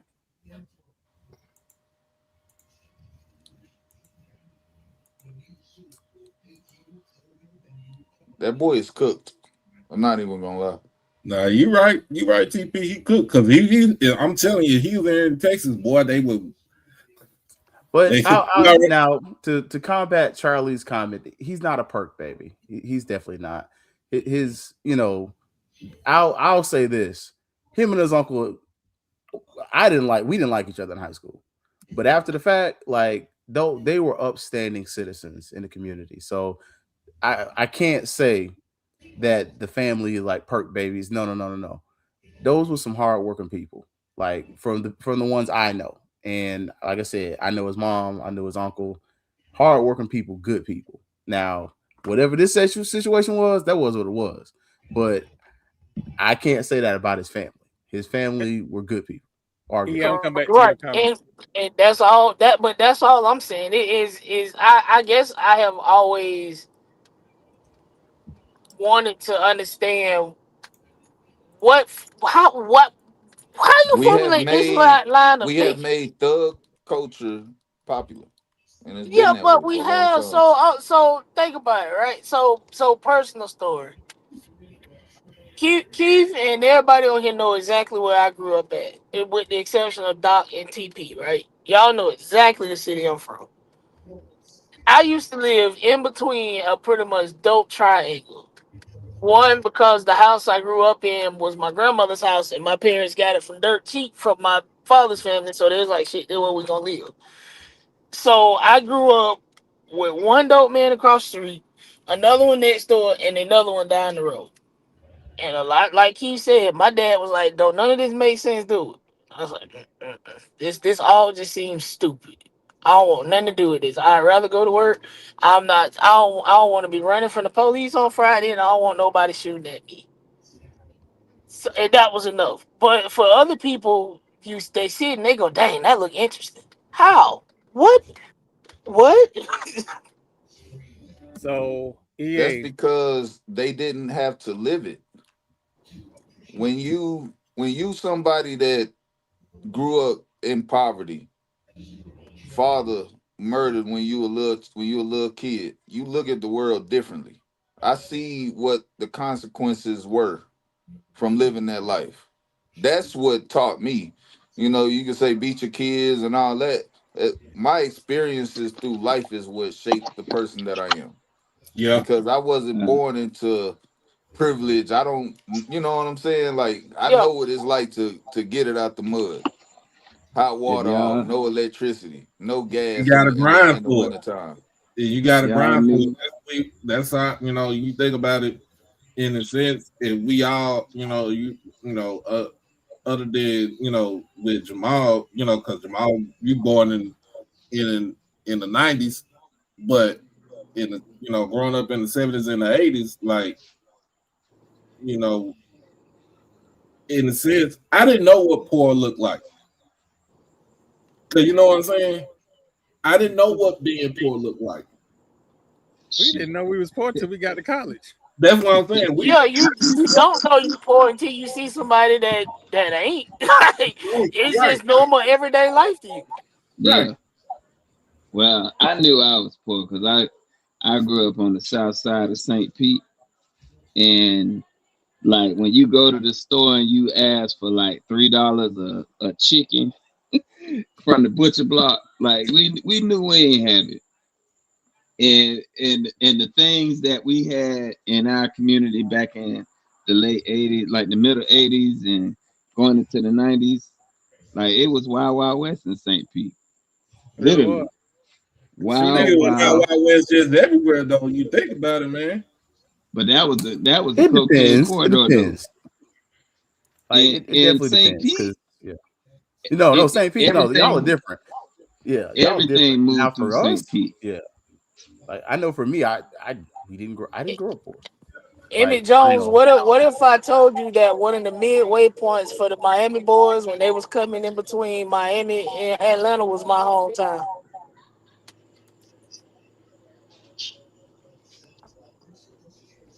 Well, I'm about to tell one of them real Tallahassee stories. Man, well, I need one of them goddamn buzzers because you be doing too much. I wasn't even about you. This wasn't even about you. Hey, how about the Jankmeister going over to Minnesota for Nas Reed? Oh wow, man! Wait, you talking about Ball? LaMelo Ball. Yeah, I call him the Jankmeister because that goddamn shot janky as hell. It is very janky. LaMelo got traded. Yeah, he's going to Minnesota. Oh man, Minnesota and the Miami Heat went up there and just said, "F it, we don't care no more." Again, and y'all be wondering why I be pissed off at you don't think the Miami Heat that was good bringing in Giannis? I don't. That was good for the New York Knicks. Yes, thank you. We're gonna repeat. As a Miami Heat fan, I don't think it was good because what it does is it continues this ongoing cycle. Like if you look at this organization, I'm a Miami Heat fan. I've been a Heat fan since '96. He's going to say everything got taken. But you gave up so much talent and you just rebuilt. Like literally, the Miami Heat just got to a place where we start having first round picks. Like I don't watch the NBA draft, not because I don't care, but because the Miami Heat almost rarely have a first round pick. So now you went back and you projected for 3 years. You gave up 3 first-round picks. You gave up a second-round pick. You gave up all your outside shooters, which granted, we weren't the best team in the league anyway. We were like an 8 seed at the best, maybe a 9. But now you have no shooters. You have $18 million in hard cap, like not salary, whatever. No, $18 million to fill out the rest of the roster. You're going to probably lose one of your better players, and you're begging, the small forward to please don't sign your re-signing deal because we can't afford it. Like you can afford really 3 players and some pieces. Thank you. You gave up too much. Gave up entirely too much. Yeah, you gave up. You gave up Jaime Hawkins. You gave up who else? Tyler Hero. 3 first-round picks, a second-round pick, and what's that boy name? Yeah, I think that's it. But it was entirely too much. So I saw that shit and I was like, this is dumb. Who did this? It's Pat Riley trying to get one before he die. And Pat again, Riley. I've been yelling fire him or force him into retirement for a while now. I mean, Pat Riley ain't going nowhere. He's gonna die. He's gonna die. If he dies, he will. He gonna die there. Well, how about I think Beast 2 got traded to Memphis today. Who? Isaiah Stewart. Oh yeah. Memphis is, but can we? Is Memphis just trying to package people together so they can create a John Morant trade so they can just do a full on reset? Yeah, they've been trying to do a They full are. on reset. No, but that's why they are. years. They're trying to say, hey, look, we got all of this. Just come get this man off our hands. Right, because the Atlanta Hawks waited too long to get rid of traded bars. Like, you know. He do look like the bars. Troy looking like this. I'm mad he said that though. That man said trade the barge. Mm-hmm. No, you know what? The problem is now I'm not going to be able to unsee it. You will never. Trey Young has not looked young since he got in the NBA. That's because he was in Atlanta fighting everybody by himself. No, because he was born. I think he was born in overseas. Texas. And then he went to school in Norman, Oklahoma. Right. He was born because he was born in Pampa. He was born where his daddy was still playing in EA Reed, the only reason why them three half breeds is paying off is because the rest of the league look like them. Thank you for coming to my TED Talk. And then you got the Hornets who are going to sign. They signing Kobe White to a 3-year deal for $74 million. So he's going to be the point guard. Oh, the Hornets got 2 years. The Hornets going to be a problem. Come on. I'm telling you, this is not nobody's team. It ain't Brandon Miller's team. It ain't Kobe White's team. It is Con Knippel's team. I agree. Yes. Time out for a second. Jesus. Time out for a second. We watched the draft. We watched multiple black families. Yes, there were some blend families, but we watched multiple mother and father black going into the draft, getting drafted. Mm-hmm. Times may be changing. So that may not be the narrative. And I'm going to stop the whole beige NBA narrative myself. Oh, shit, I won't. Ooh, Boozer and Boozer? Look, what your boy said, what your boy Amon St. Brown's daddy said, you can't keep cutting it. Exactly. Hey, hold on. I don't know if anybody saw that. Mr. Jones, true story. I was with my older kid's mom in Duck Collins. And me and my baby mama was at the bar having drinks. And this lady walked up to this dude and said, "You got 3 minutes to give me my money," and walked outside. 3 minutes passed. She came back in. When I say that was the biggest slap I had ever seen in my life because that hand was big as hell. Slapped the shit out that dude, looked at him and said, "You better have my money." 2 minutes later, there was a shootout in the parking lot. And the bartender did not seem phased. Like that happened all the time. Shoot him up, bang, bang. And then the mother of my 2 children looked at me and said, "Oh, they do this all the time." Oh, wow. And we came to this establishment? That was the last time I went to Duck Collins. So if you think about it, you offload it. So Memphis, it started. It really started not last year. It started 2 years ago. Cause you let Desmond Bain go in free agency, right? From Memphis, he went to Orlando. Then we appreciate it down here. He's actually decent to watch, and I hate that team. You trade the 3J. You trade Jaren Jackson to Utah, of all places. He go from one small market to another small market in Utah. And he had a pretty decent season. But by his, I wouldn't say by his standard because I know like a couple years ago he was the defensive player of the year in the league. You basically are you drafted Cameron Boozer. So he's going to be replacement. He's that replacement right there. You're getting Isaiah Stewart Isaiah Stewart in a trade for cheap because basically he's coming off the bench and you just got to figure out when he's going to crash out. But everything you looking at it is setting up for the fact that we are getting rid of Ja Morant.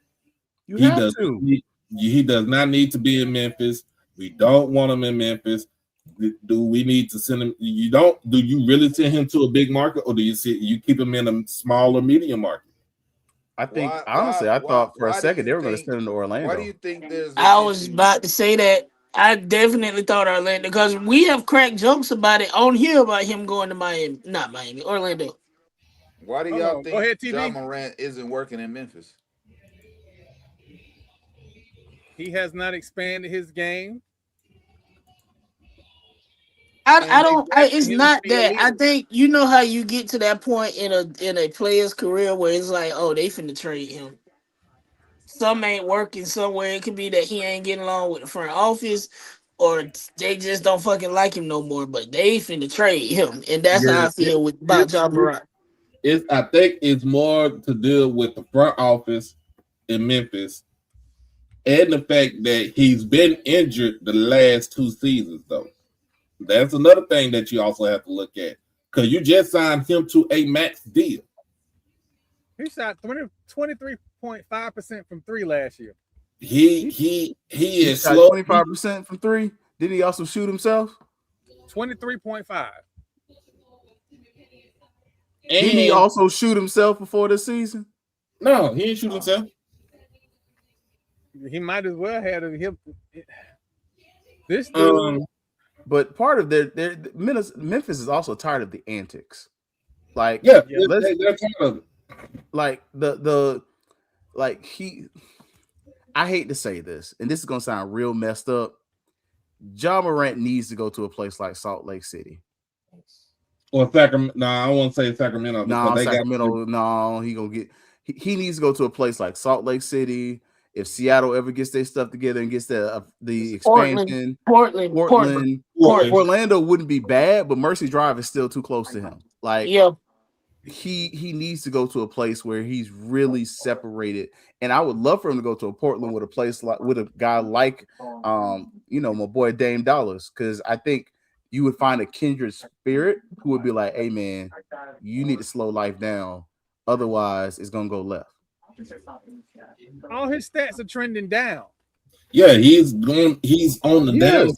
He's on the downside because he's been hurt the last 2 years. I was just about to say, that's because he hurt. He's been injured. He missed about 20% of the games last year. No, I think he missed more than that. Probably like between 35 to 40% of the games last year. Don't kill the messenger. Ja Morant is a poor man's Derrick Rose. Like, if you think about I don't think you that far off. But Derrick Rose is one of my biggest what else. Correct. Exactly. Like, you started talking about what happened. If he didn't blow his knee out, what would he have been in year 13, 14, 15? Would he have won a championship? Because we seen what Derrick Rose. Yes, Derrick Rose was going to win a championship. Right. We saw what he was going to do in Chicago. Chicago, like, well, you injured, so it ain't no need for us to keep you here. Yeah, I mean, and then once you lose your explosion as a smaller guard, and what are you? I mean, if you're not an elite shooter, you have to change that whole game around. Correct. So those are some of the questions I have for Ja Morant, because with the injuries, that's why I honestly, if I'm Memphis, I make that call for him for Jonathan Isaac, and I'm Orlando, I try to get rid of Jonathan Isaac any way I can.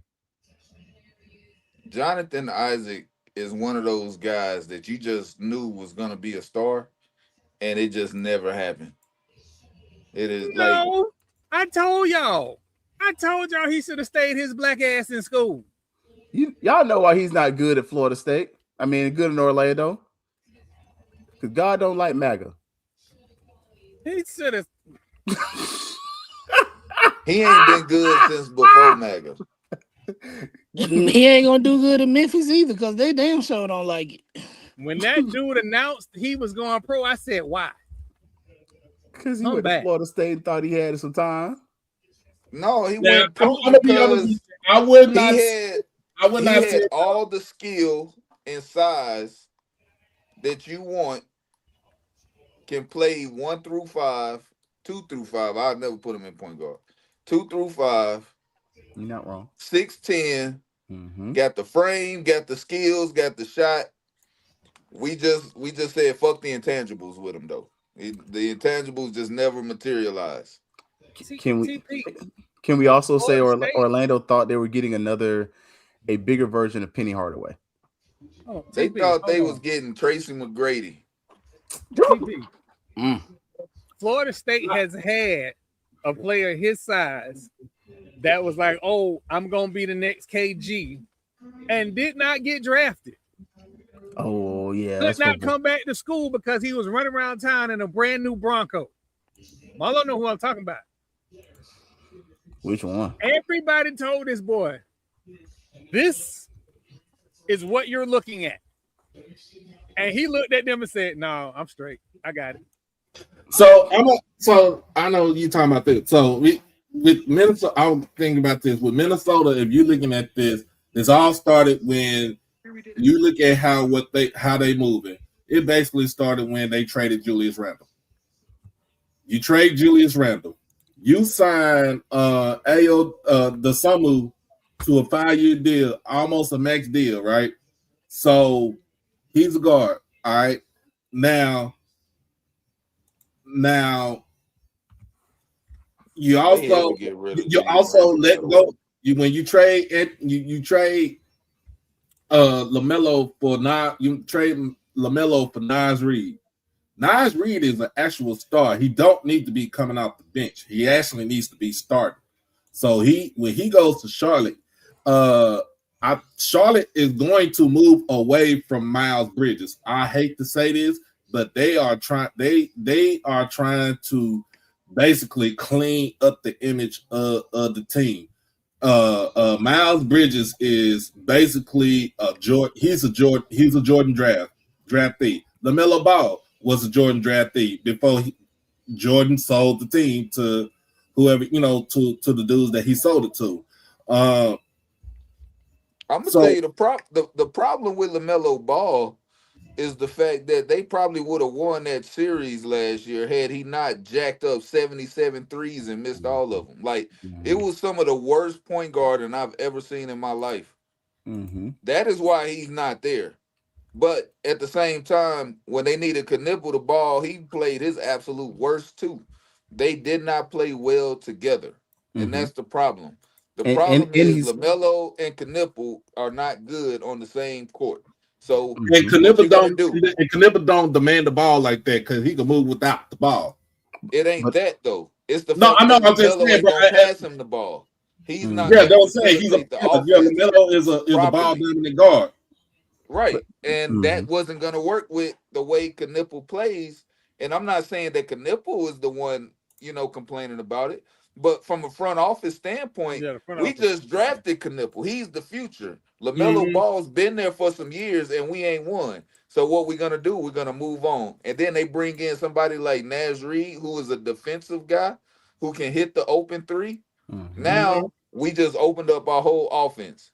I don't know who's going to be the point guard, but they still are going to be a better team because LaMelo is gone. Is going to be the point guard. Yeah, but not just that though. You forgot though, LaMelo is also a PR issue. Like, one of the things, and Jamal brings this up a lot of times. We got to remember regionality is important. Like, there's two NBA teams where your personality matters, especially in the South. Charlotte and Orlando. In Orlando, you can't be no thug. I'm sorry, thugs ain't for us. Thugs might be for us down in Miami, but Orlando's a family city. And you come out there acting like you too thuggish, these people cannot sell that because they're not normally selling a good basketball product. Charlotte is also the South. LaMelo, come on. Some of the stuff he was doing. Paolo Branchero looked like he came straight from the hood. It got but listen to him talk. When Paolo no. That's a very bright kid. Yes, and as a Rockets fan, I'm still sad that we lost him in the lottery because I was praying that we were gonna get the first or second pick that year, and we end up dropping out. I think we had Jabari Smith in that draft or Jalen Green. And Paolo checks boxes because one, Paolo's international, so you get the Brazilian audience, but also Paolo brings his family to the games. Like y'all may not, I don't know if y'all seen it, but they have a whole Balanchero section. No, he's a star. He's a star. Not just a star, but he's selling the family piece of it. Right.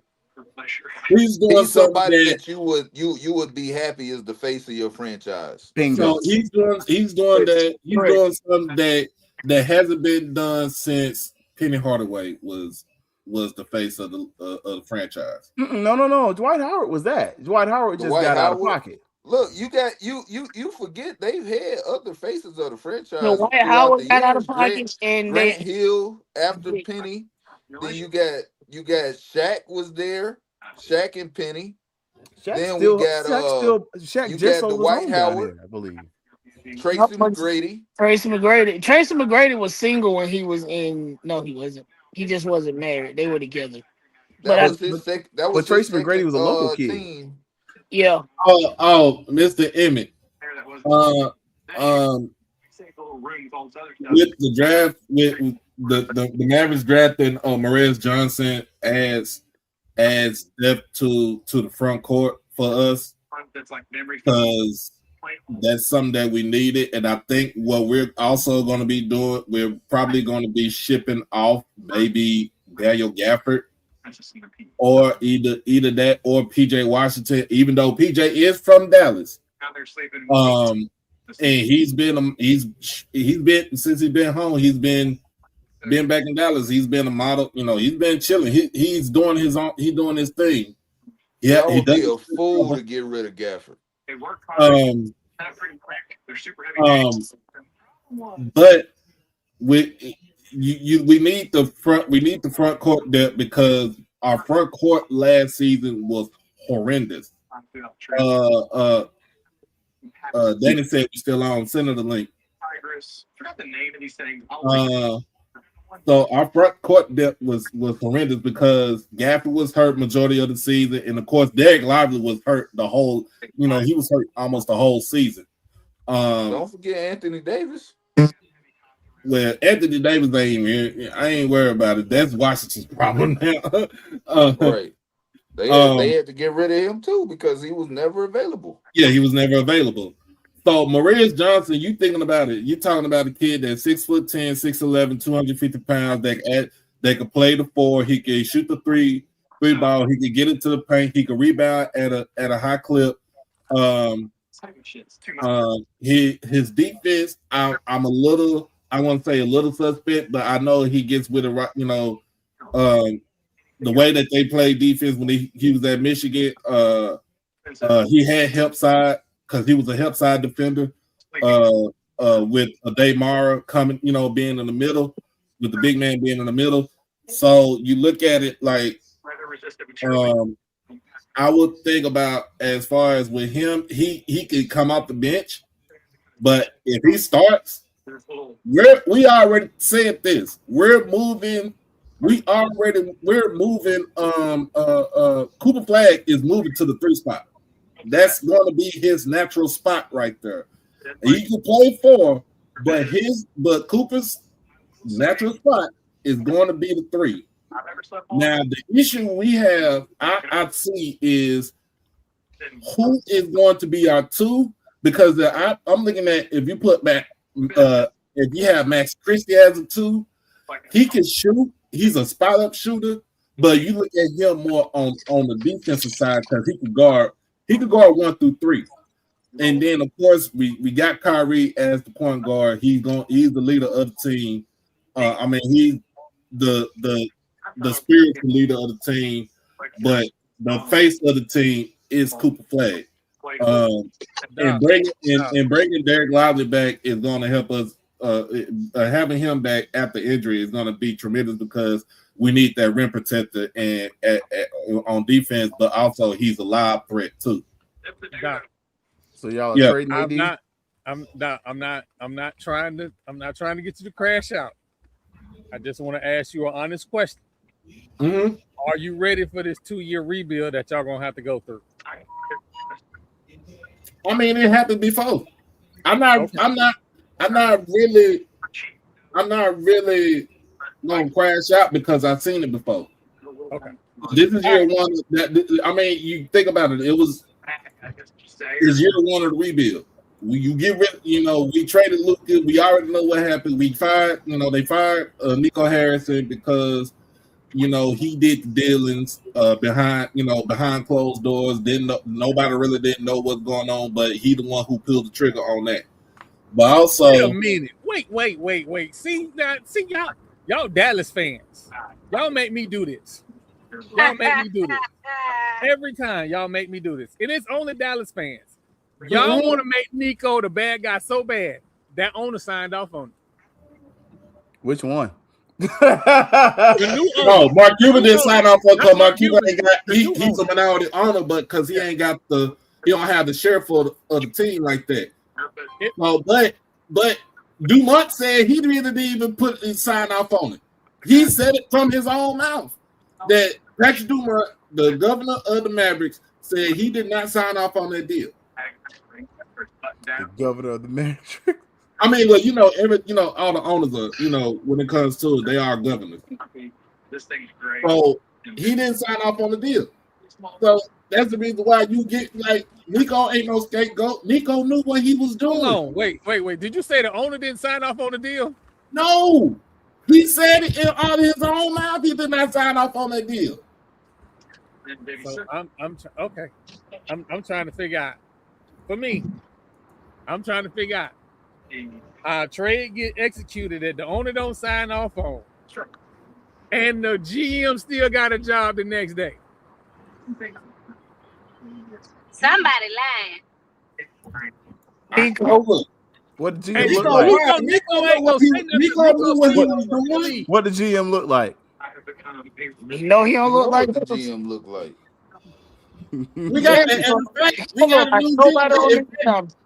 In fact, we got a new GM.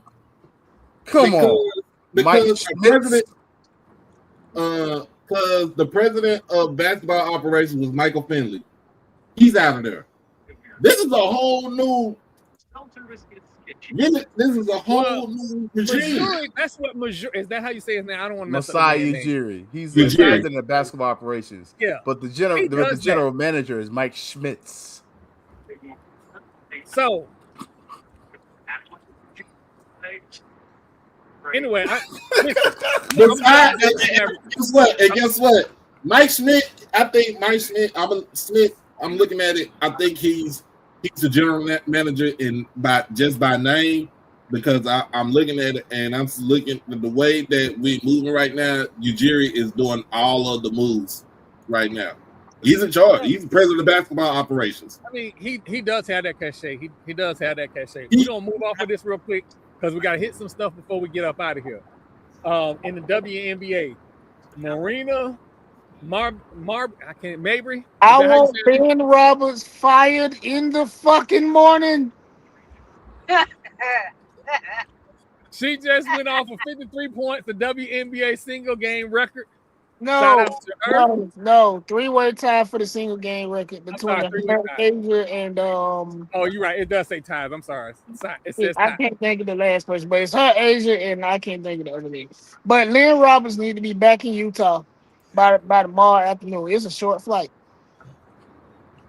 All right. So this one hurt. Can I say this? Can I say this on here? Hey, looking at during the 30th anniversary game between the Sparks and the Liberty. I know Lisa Leslie looked like that, but damn it, Kim Hampton still looked the same. Yeah. I told y'all she's still dragging the wagon. She's dragging the wagon. Woo! Now, why you gotta get them started? Why? All I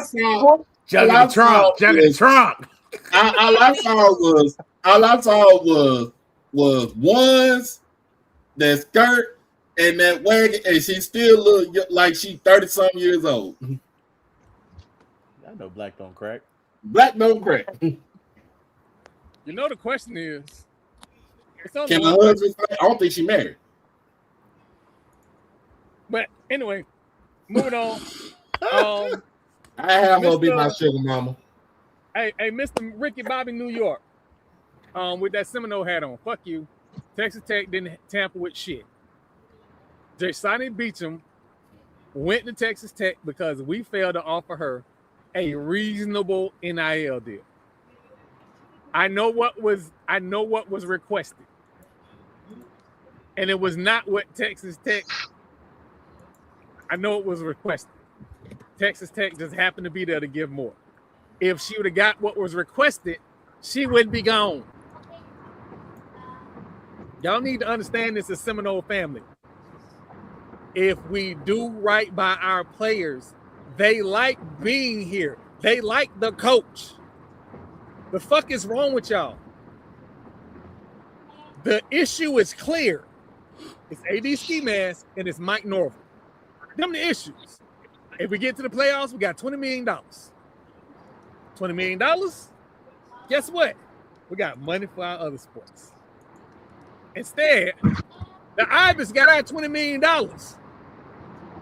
Buying players that they ain't going to win ACC championships with. Y'all mad at the wrong motherfucking people. The two people you need to be mad at is AD Ski Mask, Michael Alford, and Mike Norvell. But I digress. Especially when you're losing players to Clemson who literally go to school less than 10 miles away from campus. Yep. Another thing that I saw, there was a direct correlation. Oh, I'm sorry. Someone put out the NIL spending by conference. And this how I listed out. Big 10, SEC, ACC, Big 12. Now, since y'all love data and analytics so much, if you put them numbers side by side by media rights deals, the Big 10 spent $30 million and they still got $20 million to put in their pocket per institution.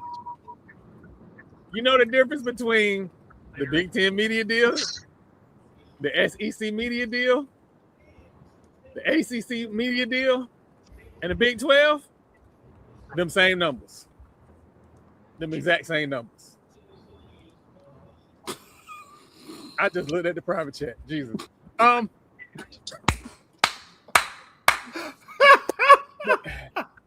make sure I hit everything.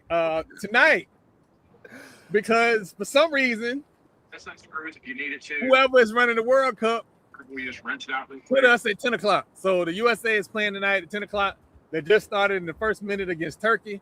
We should get this win. It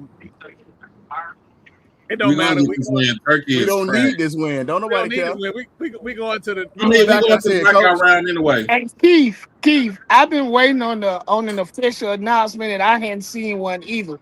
Your boy is slipping, Troy. Shout out to Ivory Coast getting the win today against Germany. Yep. What I miss? What I miss?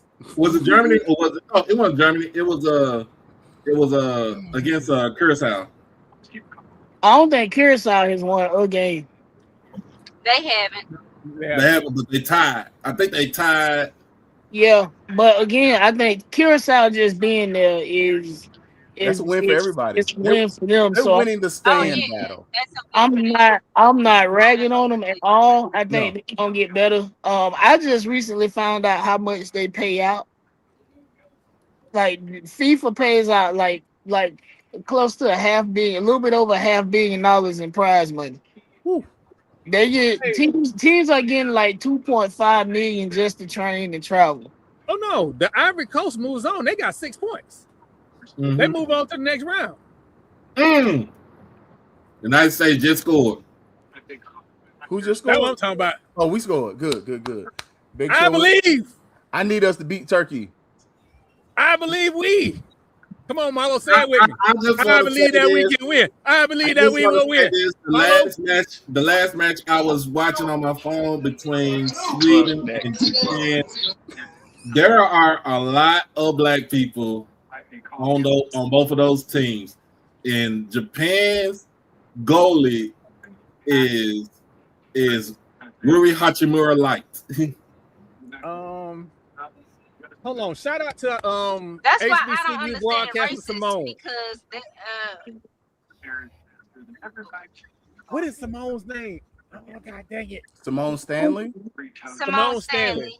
Shout out to her. She has been all over the World Cup, making us feel like we right there in the action. Thank you, Atlanta Falcons. Do the right thing. Give her a call. She's a Philadelphia. She's a Philadelphia Eagles fan. She's a Philly fan, baby. But she in Atlanta. And that don't matter. She go to Philly damn near every weekend. She go to every weekend. I talk noise to her about between Philly and Dallas, other than being me and Danny. She where the winners at. She ain't worried about Atlanta. Oh wow. We gonna get up. We gonna start our weekly things. TP, I know we're running a little bit behind. What you got for us today, sir? I ain't got a lot today. It's been a quiet week, you know. This is my time of the year where I take a step back from being so heavily involved in sports and spend more time with the family. You know, we in that middle ground where it's just baseball, you know, hockey just ended. Basketball is over with. So yeah, we're just getting ready for the football season. And I'm hoping not to see a lot of repeats from last year with my Texans and Longhorns. So I'm just impatiently waiting for the football season. But that's really all I got for y'all this week.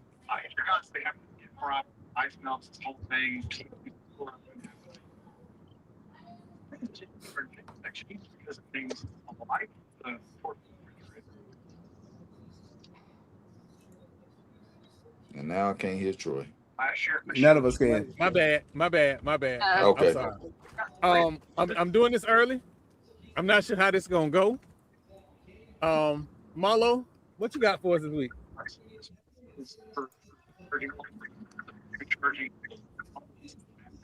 Did we lose Marlo? I think we might have lost Marlo. That's all right. I just want to speak for Marlo and say that he is very excited for the World Cup and he wants everybody to watch. He's finna cuss you out. Absolutely. Brother's gonna say he's gonna get back on here. 1000%. I bet he resurfaced now. Fuck the goddamn kickball game that these people going stupid about. Fuck that. I'm gonna blame it on the goddamn Chinese. It's their fault that we got this dumbass sport anyway that they try to call football. The Chinese call it kickball. So I'm gonna continue and forever to call that shit kickball. And fuck you, Troy. How you gonna disparage my name talking about something you want to talk about the greatness of this? I'm calling people next door. Don't worry, I'm gonna send a team of lawn people over there at 3:00 in the morning, and they're gonna tighten your yard up and the neighbor's yard. Don't worry, it's gonna be on me. And yeah, and fuck that school in Daytona. Oh. Yeah, that's all I got. Oh God. Oh. Oh man. Oh, okay. All right. Jamal, what you got for us this week? I can. I went to therapy today, y'all. So this gonna be. I'm not gonna crash out, even though I want to. Not some other stuff. I went to therapy today, y'all. And I've talked candidly on this show about my mama died in 2013. My dad died last year, and a lot of my therapy is centered around grief, right? And just trying to be the person that I am now. Because once your parents are not here, you're not that person you were before. So trying to relearn me, get comfortable in my skin, and function through life as the person I am now without my parents. And one of the things that lady said to me today was, at some point, I have to forgive my mainly my dad for not being here. So today is about forgiveness, and I am an eye for an eye ass person. If I don't like you, I don't like you forever, and it's always on site, and it's up and stuck. That's me. But when you're working through grief, and especially working through grief of loved ones, you have to forgive them. Sometimes it's their fault that they're not here. Sometimes it's not their fault that they're not here. But you have to forgive them. So as I go on this journey of grieving, trying to grieve at least, because I'm a hardhead. I'm my daddy's youngest child. I am going to have to forgive them both in order to heal me. So that is my message for today.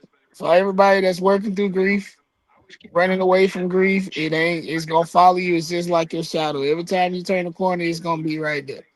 You have to do the work in order to get better. And that's my time. As always, crash the fuck out when people have you fucked up. Fuck Donald Trump. Barack Obama said he a pie anyway. Punch Nazis. I am Lord Jamal.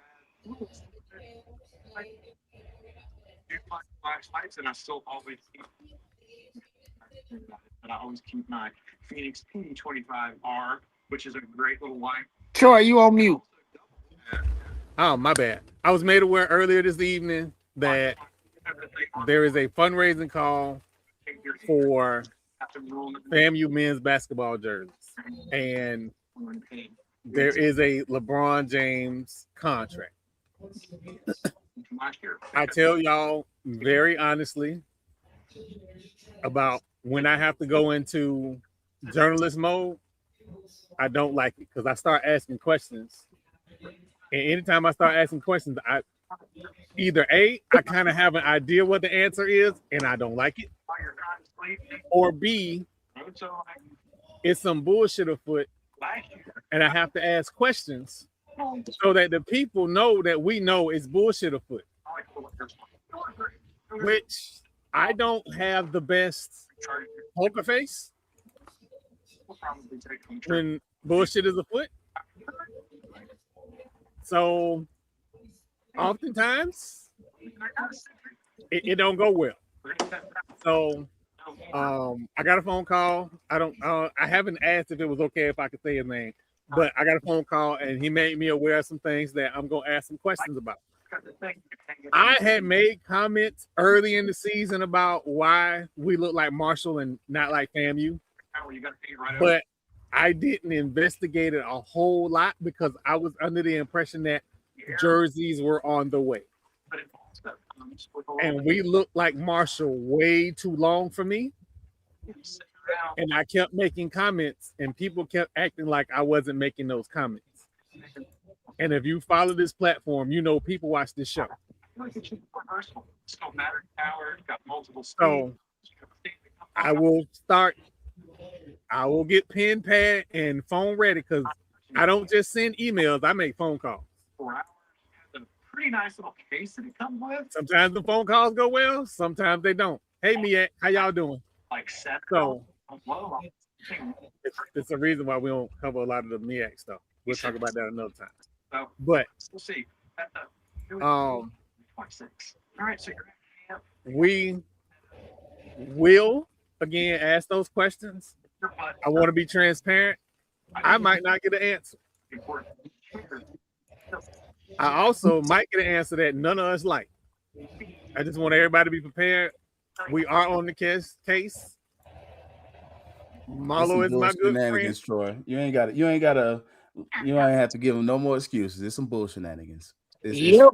So we know why. We know what the problem is. What was crazy was the men looked one way and the women's team looked completely different. So I was brought up to me. What is going on? Because if both teams look like that, then I would have said, okay, all right, we got a problem somewhere. One team, extremely put together. Everybody look uniform. Had on nice jerseys. And on the other side, So yeah, you won't like the answer you get. I know, but again, I just want everybody that watch to know that we are. I've been put on the case. A very good alumni has put a bug in the ear in my ear, and now I'm on it. And once I'm on it, I don't stop until I get an answer. And it wasn't So, Keith. I ain't spilled the beans. so no, it wasn't I Keith. It wasn't Keith. It wasn't Keith. No, I knew a few said, weeks. I we I said knew it during was some, basketball season. That's why I stopped bringing it up. we said it was some fraganaga during basketball season. Yes. So, Yes. Danny, what you got for us this week?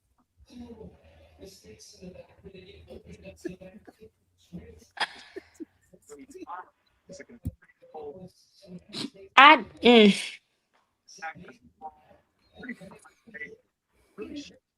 so, and I've said this before, right? Please don't ever come for me unless I send for you. And if I actually send for you, I'm sending you to hell. My people don't play about me, and so um, when you come around and you start making promises, but then you start acting like your promises um had made me, or your promises are gonna be what makes me, um, I detach really, really quickly. And I can act like you never existed faster than you can tie your shoe. Um, I don't like when people mess over people. And I really don't like people who position themselves to be advocates for us, but then they're really kind of not advocates. Um, I'm an investigator by nature. Like I like digging for information, and that's how because I tell stories. Like I'm a storyteller. And so I'm always going to get to the bottom of what I need to, much like Troy when it comes to when he gets into journalism mode, right? But I I want to caution people, like, don't come on this show boosting yourself, boosting what you do and how you get it done, and you lying. Cuz we're going to find out. We absolutely going to find out. And if I was as petty as I could be, like, y'all better be glad I love Jesus. Because if I was one of the petty ones, people would be all over social media, but I don't do that, right? Because I wouldn't want that done to me. But I also don't want people messing over me or my guys on this show. And so the way you treat people speaks about you and not them.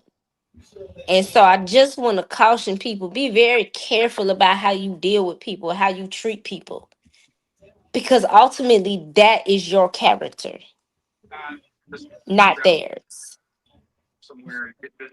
That's not their character. It's yours. And so we've closed out one season of HBCU greatness, we about to open up another season of HBCU greatness. And I want to congratulate the people who are and thank the people that are really, really strong advocates of HBCUs and our student athletes and our coaches and our administrators. But if you one of the ones that and you not really an advocate, like you just using that because you think it makes you look good, it thinks you think you can get something out of it, kick rocks, dude, chick, whoever you are. Um, if you part of the family, be part of the family. Otherwise, go mess with them folks at the PWIs who that's their lifestyle, right? The people that want to have that crab in a barrel syndrome, or the people that want to put you down or make you feel away so that you can look up to them. We don't need that here. And we definitely don't do it on this show. We definitely don't do it on this show. And so, unless you want my big brother Troy to know your name, because Troy one of the ones, he gonna come for you. I don't have to be the pit bull. I got my brothers with me. But just let's just be careful about how we treat each other. Like there's no need to lie. If you got it, you got it. If you don't, it's okay. But let's be honest about how we can actually support one another and support our schools. That's all I got to say. Next time it happen, I'm dropping names though. Fuck all of that.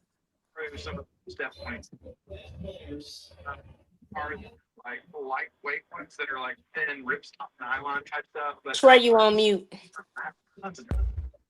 I'm sorry, y'all. This reminds me of something that I saw on Ocean's 11. Because somebody told me about all the people that they know. And in Ocean's 11, Danny said, I know the people that you know, but they like me better. Yep. Mm-hmm. They like me. They tolerate you. There's a difference. So if you're watching, you know who I'm talking to. Yep. And here's the other thing is nobody other than the guys here, Troy, Troy, Jamal, and Doc, like, and TP, and a couple others, nobody else really knows who I know. So if you when people got my name in their mouth and they talking crazy, just know it's probably coming back to me. Not because I'm some big wig, but because I believe in solid relationships with people. And I got people in the industry that consistently look out for me. And it ain't got nothing to do with a title.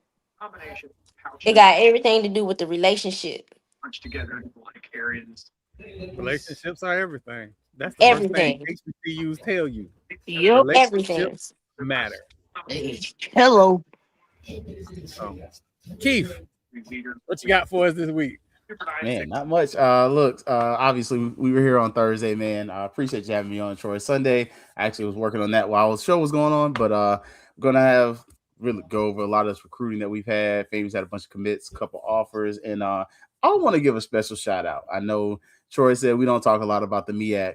If you're not following South Carolina State social media page, I'm not gonna lie to you.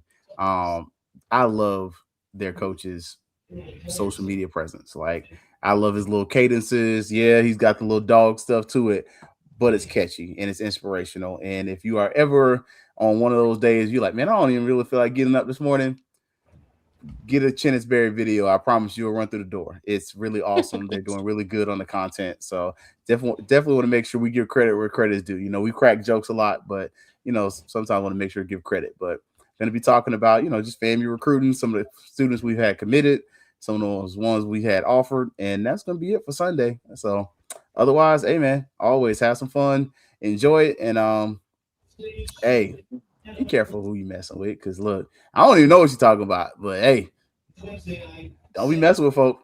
Don't get caught out there. Hey, y'all know Versus still come on.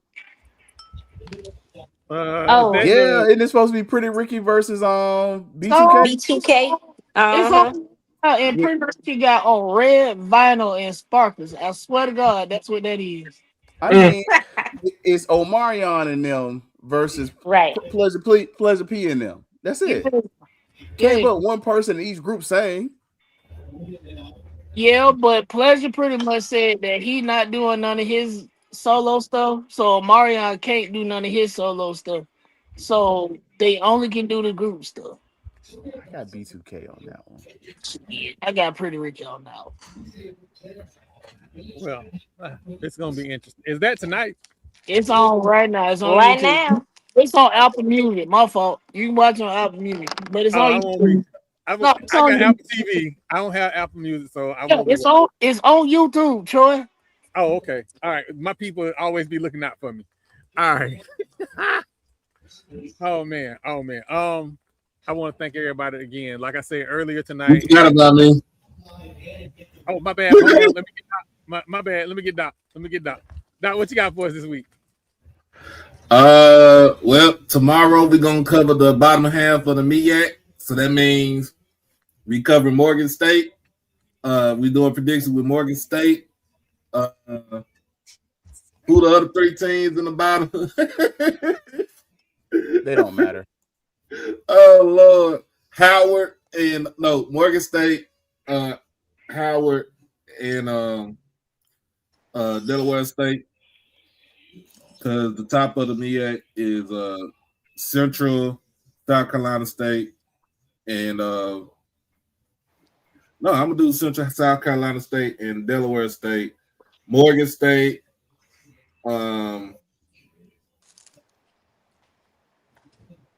Man, there's 2 other teams. Norfolk State, and I know it's one more school out there. Damn, that lets you know how much we really don't care too much about the MEAC. They ain't got but 4 There's only one schools. team that matters in the MEAC. Everybody else is just there. I mean, one of the piece. I'm just saying, but it's we doing. I'm doing predictions on it. Damn it, I'm South Carolina State, North Carolina Central, then everybody else. Yep. Bell State. So that's gonna be the next time. Morgan State, Howard, and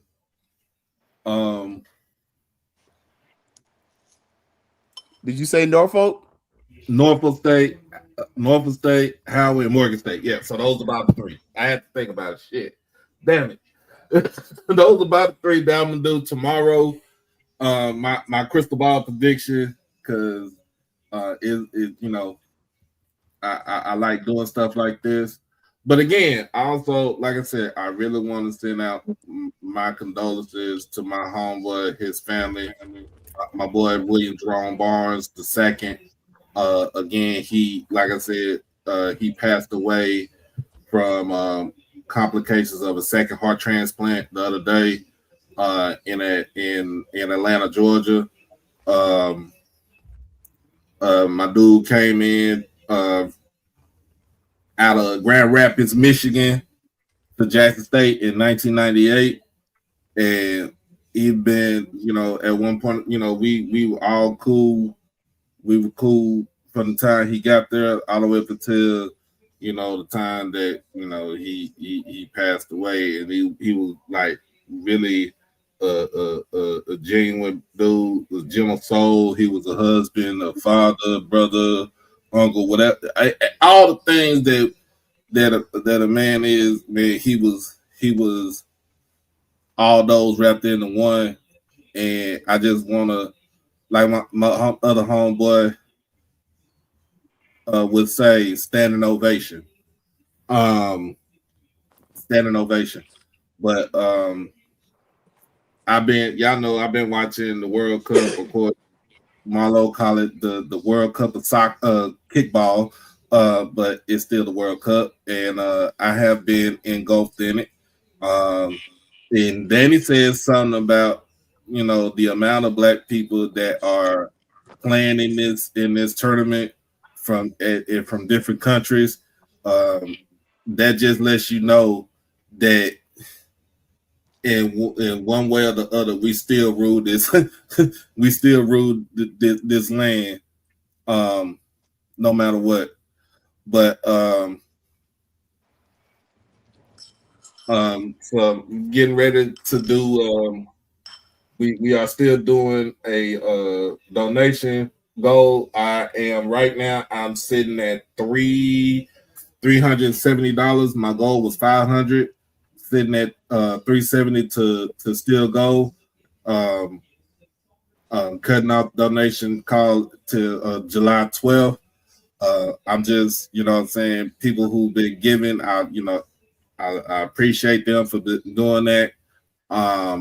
If you want to give, You can always go to Cash App to not Holiday, but HBC Overdrive on the Cash App. You can hit the PayPal, David Smith 1925. Everything that we do, everything that you give, it goes to the room and also to getting back, getting to Birmingham and back. Anything else would just come out of my pocket. That's just how I see it, because I don't want nobody, that's breaking their neck foot, to help me, low me out. But anything, any type is good to help me out. This will be my 4th year going to SWAC Media Day, and like I said, it's going to be a tradition that's still going to keep going. But other than that, y'all love on each other, hug each other, and as always, again, crash out on your kids and beat them out the penitentiary. Yeah, you wouldn't be end up like none of them dudes that got in trouble. All right, y'all be easy. Hey man, shout out to Brandon for letting me know that the verses is still going on and B2K is still losing. Wow. I don't know who thought they was gonna win. That's why I get for. I put the faith in Omari. I thought Omari was gonna carry the rest of the niggas like he's been doing for the last 30 years. It's about their total catalogs. Their total catalogs don't match up. It just not at all. Not at least bit. I didn't know Omarion wasn't singing none of his songs. I was like, oh, never mind. How y'all chemistry gonna be good when you sleep with each other, baby mama? How that's gonna work? know men don't normally care about that. They've been cheesing and kikiing and on the Y2K tour all year. I don't think they care. Hold up, Troy. We acting like you didn't grow up in the generation where Nate Dogg sang the hook to "Ain't No Fun If the Homies Can't Have None." I was just going, you know what? Okay, because that was a bomb ass hook right there. Oh my god, that was a dope hook. It ain't no fun. The homies can't have none. It ain't no fun. Y'all ain't gonna be. We gonna be look, wait a minute. Hold on. It ain't no fun. I'm doing my T-Walk, in the chair. I ain't gonna lie. Why Pleasure P look like everybody Caribbean uncle that come over there and talk with the phone on speakerphone? Hello? Okay. I told you they got on red pleather. I don't understand. I just looked at it. You said red pleather? Bro, you look like the Caribbean man that you see in the grocery store. Hello? Working just scored again. It is shiny. And then his little brother got on a red full-length meat. Hey, he got the I know that nigga hot as hell, man. And he got on boots with a heel because he's shorter than me. I know he hot. I know they melting. Smell like goddamn. Bruh. What are you wearing? And then this jacket is cropped. So it stopped right at the top of his belt. I promise you, everything. The shimmy a second ago. I'm like, dang, nigga, I'm about to check. See if you're new. Oh, everything. I know I like the skinny suits. I know I like the skinny suits. But if y'all catch me with my belly out in a goddamn blazer, hit me with a bomb. Hey, you be looking at the you looking at the boots top out. What are those? For real, Troy. Oh my goodness. Troy, that's gonna be your stripper outfit. And I'm shit. And I'm saying this as a man that wear cowboy boots because I'm short, but they ain't got no heel on them like that. Why he got the fur with his belly out? He look like a stud. You you? You know what? I gotta Oh, do he this. don't look like a stud. He look like a homeless stud.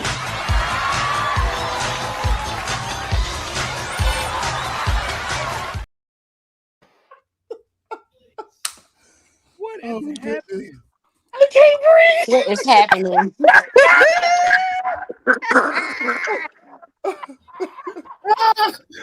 He look like a homeless stud. Get your ass on.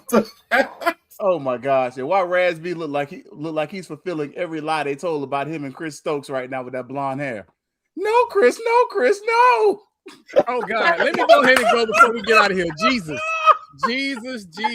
Act right. We ain't never act right 1 minute in our life. Oh, Jesus. Hey, listen. Oh, Jesus. Man. Like, who kid is this on the stage? Listen, again, I know I said it earlier tonight, but I want to make sure I let everybody know. Like, you guys, the fans, the watchers, the people that follow me on social media, that understand that I act up, understand that I've got that blonde haired lady, and she know I act up. And I just bring y'all into my world because that's all I know. Like, I was raised in a house full of love and full of laughter, even at our worst times. And coming up here next month is going to be part of my worst times. So this Father's Day just passed. I spent time with my son, and I was telling him about my dad and my mom because Ash is only 9. He missed out on a lot of their life, right? And Ash wasn't even around when my dad passed.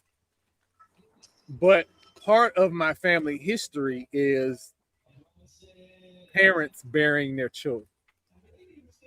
And on July 13th, we'll start the trial of the young man that killed my nephew. And I'm conflicted. I'm not angry anymore, but I'm conflicted. A lot of people talk about forgiveness and all of that. That's fine. I'm not there. Forgiveness ain't for me to give him. I'm at accountability. Because even if I forgive you, you still got to be held accountable for what you did. Mm-hmm. So I'm processing that while I'm also processing the fact that the last time I saw my nephew, I was giving him fatherly advice on how to deal with the mother of your child. And he never got an opportunity to use that advice because shortly thereafter he was gone. And so through all of this, my family, while this has hurt my family deeply, we still have our love, our process, our humor. Like, our family group chat has been complete shambles because my aunt had surgery on her knee. The pastor, by the way, my aunt, the pastor, had surgery on her knee, then took her fast tail on a cruise to go hang out with her friends. Ma'am, you ain't even finished with your rehab. And you walking around the cruise ship with your cane. I'm thinking she took a walker. She tell me that, yeah, I had my cane. Ma'am, welcome to white family. Welcome to the white family. This is what we do, right? Because at the end of the day, we love each other. And sometimes in our worst, we got to love each other through laughter. To my FAMUans, it may seem like we are in the absolute worst, but as long as I got nickels to rub together every Tuesday and Thursday, it's going to be some laughter. Because I might not be able to fix it, but we can damn sure laugh our way through it. Little baby, she going to tell me she back home with her knee up with ice on it because she just been hanging out with her friends. She is the pastor, by the way, old grown ass. As always, as always, again, thank y'all. Lead with love. Man, I got some of the best friends in the world that allow me to do some of the craziest stuff in the world, and I thank them for it. Keith at Fangs Up Podcast, Doc at HBCU Overdrive, Danny at Suno, me, Lord Jamal, and TP at Fat Mouth Sports. Man, we want to thank y'all for coming out and spend time with us. I don't know what the hell this is on Versus. This is absolute madness. Can I say that goddamn superstar, whatever his name is, look like a goddamn mariachi player with that receding hairline? That bitch was going way back. I'm talking about back. Listen. Go! Who's on that second? But he showed like a mini Easy E. And then the dude with the goddamn fur coat don't got no neck. He look like the mix between goddamn CeeLo Green and motherfucking Rick Ross. Who you gonna be, goddamn it? Who not even Rick Ross. You looking like goddamn Waka Flocka and a mix of CeeLo Green. What are we doing? Hey, one more time before we get out of here, because this is what B2K gonna need to do if they're gonna win this Versus. All